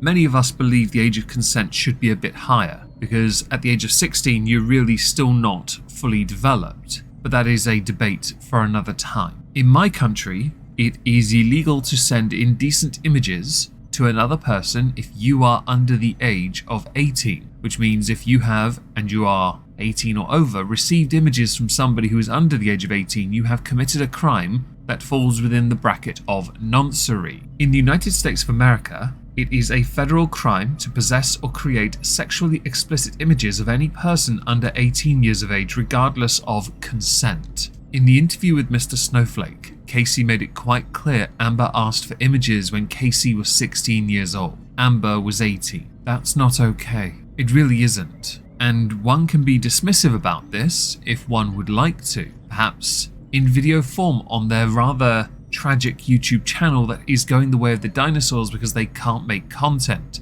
Even with this presented to them, they still lack the intellectual acumen to turn it into something that could actually be beneficial to them. Of course, addressing it would be ideal, unlikely though considering the inability of the person we are speaking of. But Amber put out a video titled The Interview with My Ex and Weight Loss Update. Obligatory spoiler on the weight loss, there is none to lose. She is her perfect final form, and she claims to have not weighed herself for a while. I think it's because she broke her scales and can't be bothered to buy a new set because she can't afford it. But let's go to what Amber has to say concerning the interview with her ex. Hello, good morning, good evening, good afternoon, good midnight. So I'm actually getting ready for a Christmas party. I'm trying to decide which type of cardigan, yes, we have a mess, but it's fine, which type of cardigan I'm going for. So I have 3 options. So let's test them out. Just set you guys right there. Okay, so these are in no particular order. That final sentence sums up your entire channel at this point, Amber. Who on earth titles a video The Interview with My Ex and Weight Loss Update to then start by talking about going to a party? Well, that's right, dismissive Lynn Reid. Somebody who's not taking what has been said or levied at her remotely seriously. Kel Surprise, I guess? So we have the black one, which is giving safe. It's giving exactly what you'd expect Amberlynn to wear. Here we have like an off-white cream. It's very Santa hat coated. It's giving Mrs. Claus, unlike Mrs. Claus. And last but not least, we have a half of the black and half of the off-white, giving Cruella de Vil, which is actually exactly what this is from. This is from Torrid, the villain arc. So it literally is half and half. To anyone that pays a lot more attention to Amber than I do, so all of you, I have no doubt this one is intentional. Because with the nature of the subject as well, she is going to be seen as the villain regardless. So she's going to lay some bait knowing that there will be some responses, and those responses will send people her way. What she doesn't know is that there is a growing community on places like Twitter who are actively boycotting you by having one person watch your content. That person then creates a Twitter thread reviewing that video. They do it with Chantel. I've seen it plenty, and her views aren't doing particularly good either, but at least her views have been semi-consistent for years, whereas yours are getting closer and closer to where her views reside. So, which one do I choose? Okay, I went with the black one. It just felt right in my soul. Wearing a heart necklace, which I wish was more closer to my neck. A lot of people think my necklaces are just like tight because I'm fat. No, it's because I like them tight. See all this extra? I'm not going to deny this seems quite trivial. I'll also admit I did not know up until this point you wore necklaces beyond the choker, because I usually made it a point to try and see within your videos if I could find it. Because over the course of the years, the many years that I've had to pay attention, you have chosen different angles to either make it more prominent or less visible. The less visible is the fat girl selfie angle of just up above to make it look like your chin is 1, yes? The more recent content involves the camera being lowered down so you hold your head up a bit higher, but because you're getting older, things are becoming a bit more apparent. Also, you're still in the 500s, so not far from being bedbound again. Now, when are you going to actually get to the sodding point of addressing, quotes around that, the interview with Mr. Snowflake? Yeah, I'm just not really a long necklace type of girly. Okay, again, this seems trivial, but I don't understand why you'd want them so tight in the first place. I don't get it. I know it's a distraction, I get it, but fam, I wear necklaces, but I like to know they hang reasonably loose. If I had them so tight on my neck, I'd worry that I would lose circulation. But also a necklace is supposed to hang, isn't it? This is silly. And I'm just a quirky girly, so... Yes, there's nothing quite so quirky as wearing an off-white and black cardigan on what can only be considered a rather large 400-pound bodysuit over the top of the body that is desperately trying to not give up. This video is 13 minutes long. The first 2 minutes of it are Amberlynn Reid talking about going to a party, and the end part you saw there, and now see me looping a bit on, is her about to go to the party. But because we're still within the non-tent era of poor decision in Reid, she's not going to show us the party, which most of us would correctly surmise to be nothing more than sat in front of the television, Netflix, and buzzballing it, and chilling solo. So skip to the next day. The Christmas party was super fun. I met actually quite a few subscribers, so if you're watching, hello. It was so good meeting you guys. And then me and my mom went to Ulta, and I got her a couple Christmas gifts, and she was gonna get me one, but unfortunately they didn't have what she was gonna get me, so we might just order it online. But y'all, I've gotten so many compliments on my freaking cardigan, so I think it was the right choice, and I agree, it added a little flair to it. I'm so glad I didn't just stick with just the plain old black one. While I am eternally happy that you are meeting subscribers and that they love you, try not to forget here you are an internet lolcow. As an internet lolcow, people are going to treat you with kindness because they're going to find ways to trap you and make you say dumb things, do dumb things. Poor decision in Reid will strike again. This video is a testament to that, by the way. Hey guys, welcome to a new vlog, but it's not a new vlog, it is literally the same one. Welcome to a new day. In case you didn't know, the year of 2023 is the year of Amberlynn's catchphrase, so it's the next day. She's found a way to take a vlog, which typically is a one-day affair, and spread it out over a number of days into one video because she does sod all, but still considers herself a social media influencer and a vlogger. Lazy Lynn Reid really does like to find any excuse not to do something, like, I don't know, address the interview. I hope that you guys are having a good day. It's a beautiful day to be alive. I'm just thankful and grateful every single day that I wake up. I have a roof over my head. I have a wonderful job. If you'd like, we can do a quarterly performance review of your channel right now, where we can tell you the past 3 months, so not including December, which will also be quite low. Your views are looking absolutely atrocious, and it should be speculated correctly according to Social Blade, your views for December will be the lowest you've had all year. You may love your job, but if I were your boss, I'd fire you for failing to do so much as 1 ounce of content in favor of turning that C 90 degrees to the right for what you've actually been making. I have my fur babies that I love so dearly. They're literally my heart. I have great friends and people who are there for me and care about me. Like, I just have a list of things to be grateful for. And sometimes I feel like people just take things for granted. I'm gonna speak for myself. I know that I do that. I'm trying very hard to get better with that, honestly. But hello. I'm actually running a few errands today. I feel like I've just been doing that a lot. My mom likes to take me on her little errand runs, and then I run some errands. It's just like a fun little time. Like, I really enjoy spending time with my mom.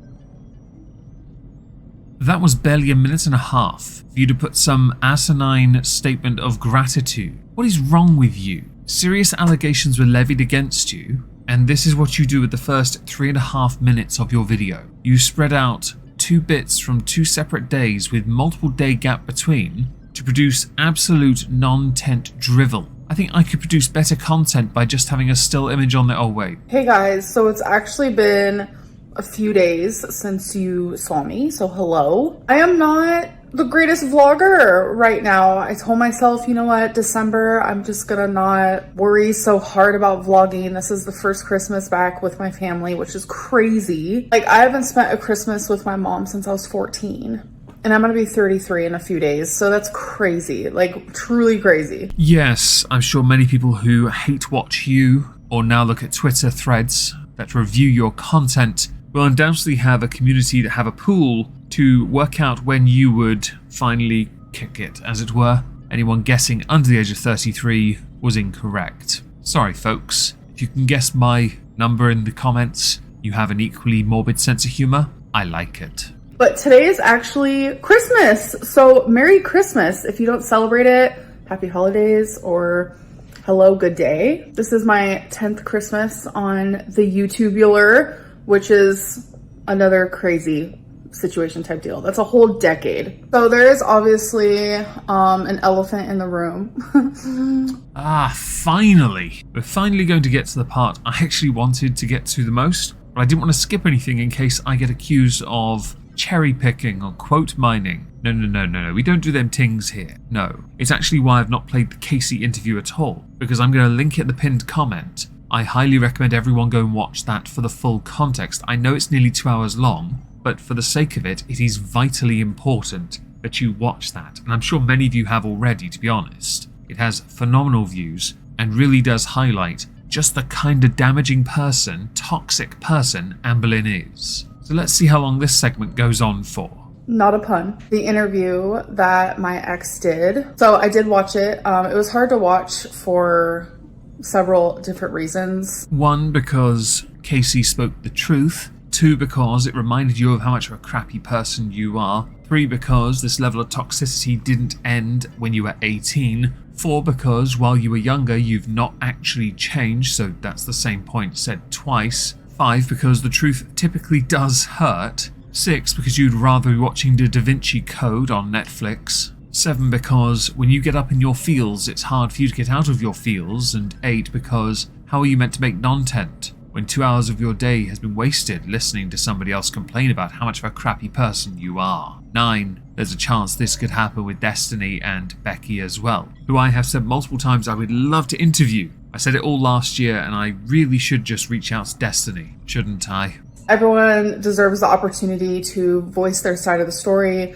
No one deserves to feel silenced. I feel like having the opportunity to share your side of the story and your perspective of a situation that happened is sometimes honestly really good for the soul. I know from firsthand that sometimes talking about things feels like a really big weight is lifted off of your shoulders and your heart, and sometimes it's healing for some people. So when one has a platform like you have, one like what Mr. Snowflake is growing, it is fantastic to be able to air your opinion to a large audience, knowing there's a chance some will listen to you. If you've built an entirely positive community, which is quite rare but possible, you will find phenomenal support on your side. The court of public opinion, vitally important when it comes to the optics of any situation. The flip side to that is, if you build an entire community off the back of you putting on nearly 250 pounds of additional weight from when you started 10 years ago, fail completely at every diet, repeat a cycle every single year, multiple times during the year,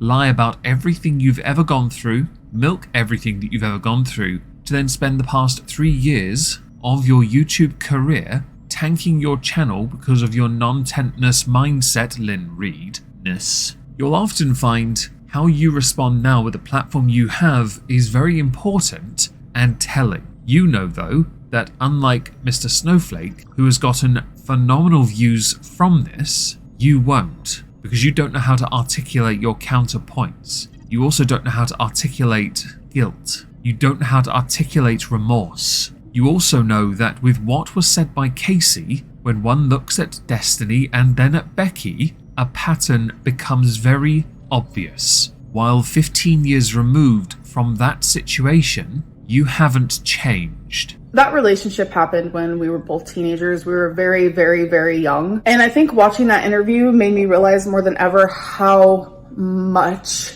I have grown up. I'm assuming the bedbound eras during that of Destiny and Becky then were learning curves, yes? Real moment situation, eye-widening type deal with Reid's, right? Because the only thing I learnt from that interview to now is how the only thing about you that's changed is your mass increasing and the fact that you repeated your relationship cycle at least 3 times. And that more lines are showing up on your face now. That's about it really though.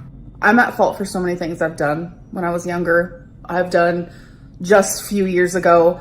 I have made mistakes. Yes, every failed diet and cheating on your ex-partners. We are very much aware of it. You go from relationship to relationship to relationship to relationship. There's no way you didn't cheat at some point in your life, and you've put on enough weight over the last few years for us to know for certain that not one person you've ever been with has been the positive influence in helping you lose weight. Thank you for stating the bleeding obvious. you have a type, your type is usually the one you can control. Because Powerlynn Reid is a very dainty queen. I have learned along the way. But using like I was younger as an excuse, it doesn't it doesn't make things okay. You're right, because younger you was just as manipulative, just as coercive, just as inappropriate. You took advantage of somebody that was younger and more vulnerable. You took advantage of a situation, and I remember covering it in my Content Constable when Casey put out a response after you'd accused Casey of sexual assault. You accused them, but then we found out from Casey, no, it was you. Like, no matter what side of the story that the audience wants to believe, unless you provided verifiable proof, irrefutable, the kind that could actually stack up to intellectual scrutiny and rigor, you will never be believed. Why? Because for 10 years on YouTube, you have lied to everyone. And you have lied consistently for 10 years. So it would not be hard to believe 15 years ago you were doing the exact same kind of crap. Regardless of anything else, it doesn't make anything that happened and that relationship okay. I know a lot of people are asking me about it, and I'm simply not going to talk about it. Like, if anyone on the bingo sheet had the following, Amberlynn Reid is not going to talk about it after briefly alluding to it, congratulations. Your reward is 10 slaps from Barney Stinson. Now, crappy jokes aside, Amber doesn't have to respond to it. She really doesn't. At this point, she knows she cannot win. Therefore, she doesn't have to respond to it. She does know, though, that to drive up additional controversy, she can clickbait a title to a video alluding to the fact she might respond to it. So she is finding a way to be opportunistic Lynn Reid for a one-moment situation type of deal, because it benefits her in the month of December. Although at this time, not so much. AdSense is kinda dead now. Amber knows this because she made no content in December. It was very much repeating the non-tent of the rest of 2023 Lynn Reid's non-tent era. I'm sure she's gearing up for January 1st, everyone. She's going to change. Now, remarks like this aside, I think Amber should respond to it though. Not just because it would give her additional views, but also because I think there are some gaps in the interview. If she was smart enough, she'd be able to point at it and go, hang on, I'm not going to include the timestamps on purpose because I don't actually want her to know where I've noticed something that's a little bit of a gap. Because if Amber paid attention, she would be able to notice it. That's not to say, by the way, she's innocent, because she bloody well isn't, is she? I also think Amber should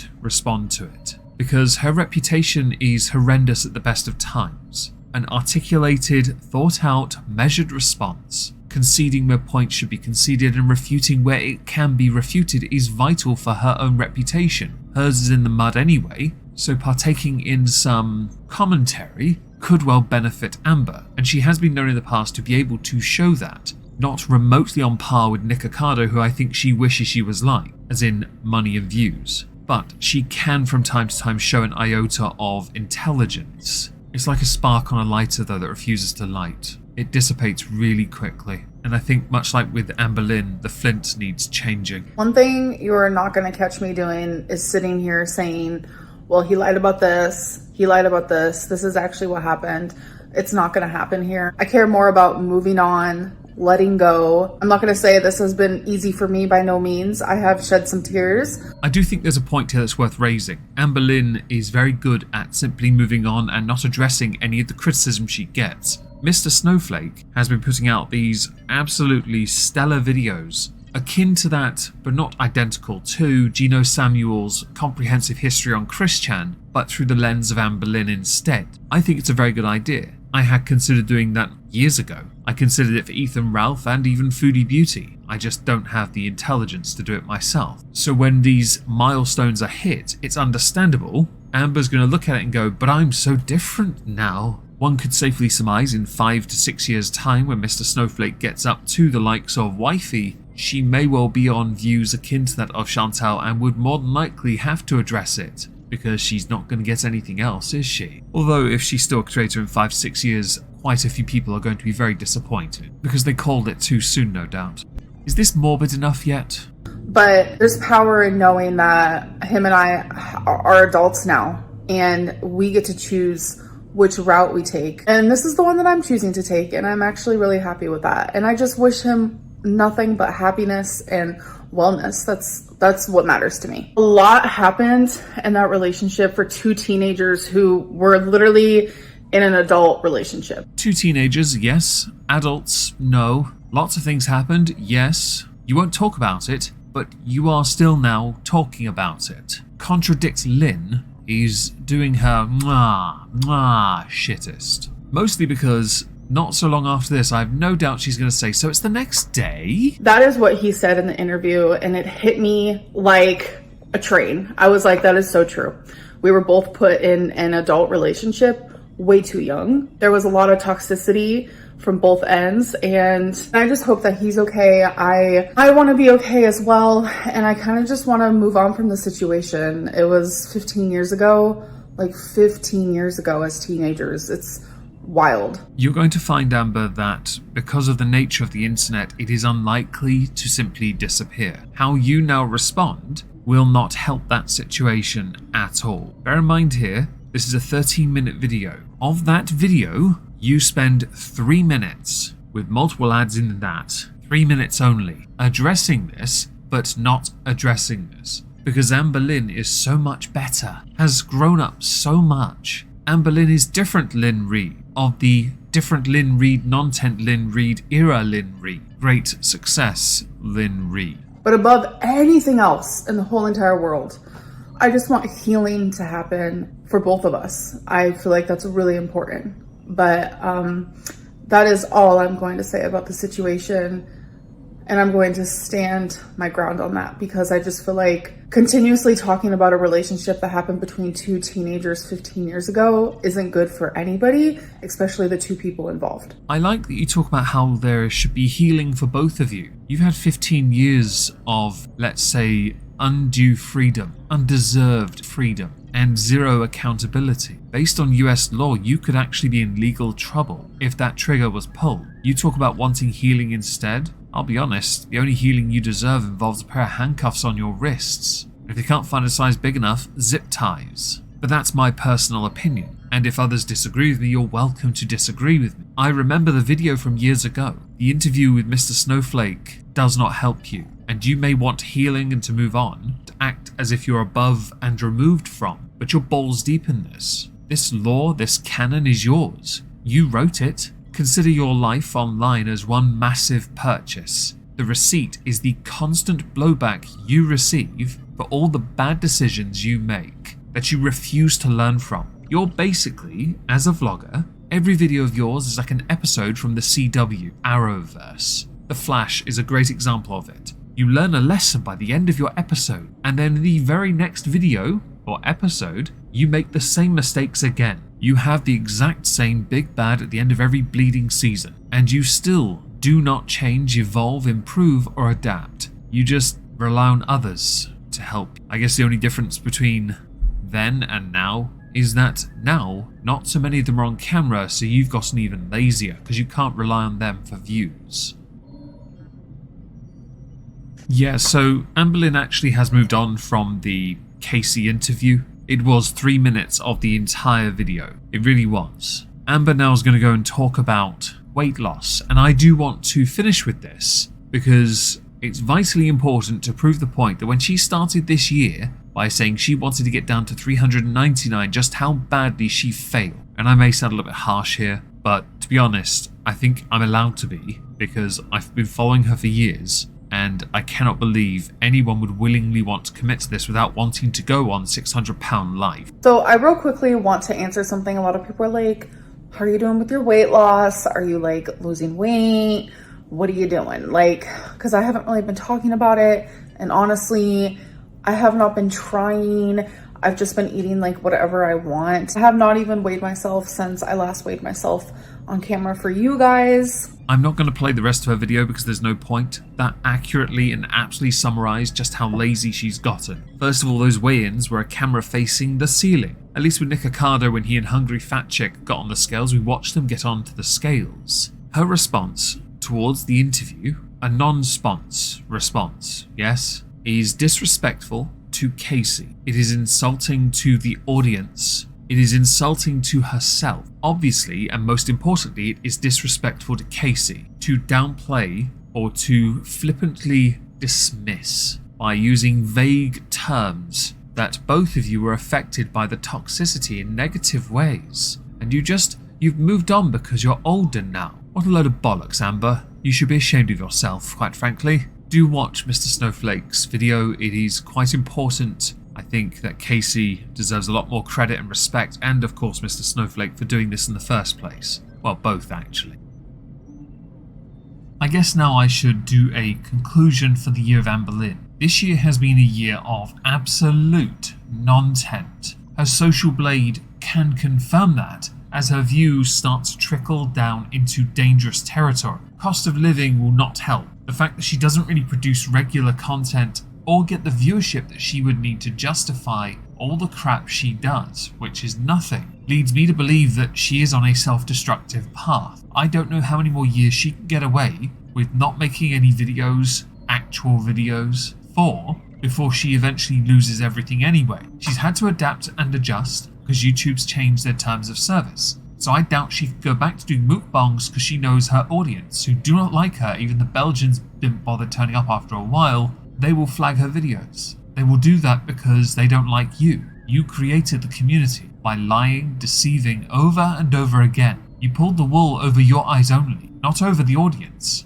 They see through your nonsense and your non-tent. And now they're seeing you make more mistakes, like you did with Feline, and they're pointing at you and saying, didn't you do that with Becky? Didn't you do that with Destiny? Didn't you do that with everyone before? Because you basically had someone else on the side, ready for the moment you moved on. You've gotten into some drama this year, and it's been spicy enough to trickle some views over. But the reality is, you don't do anything, and you haven't done anything for years. This is the consequence of that, and it will only continue for as long as you decide to make this lazy form content that is only a degree of separation more energetic than that of those who do TikTok reactions. Although I would argue you'd probably get more views if you did that. Genuinely. Because at least then you could just sit and eat and watch a video and everyone gets to experience it with you. Here's an idea, Amber. If you make a goal, a weight loss goal, or you want to try and deceive us with weight loss surgery updates, why don't you instead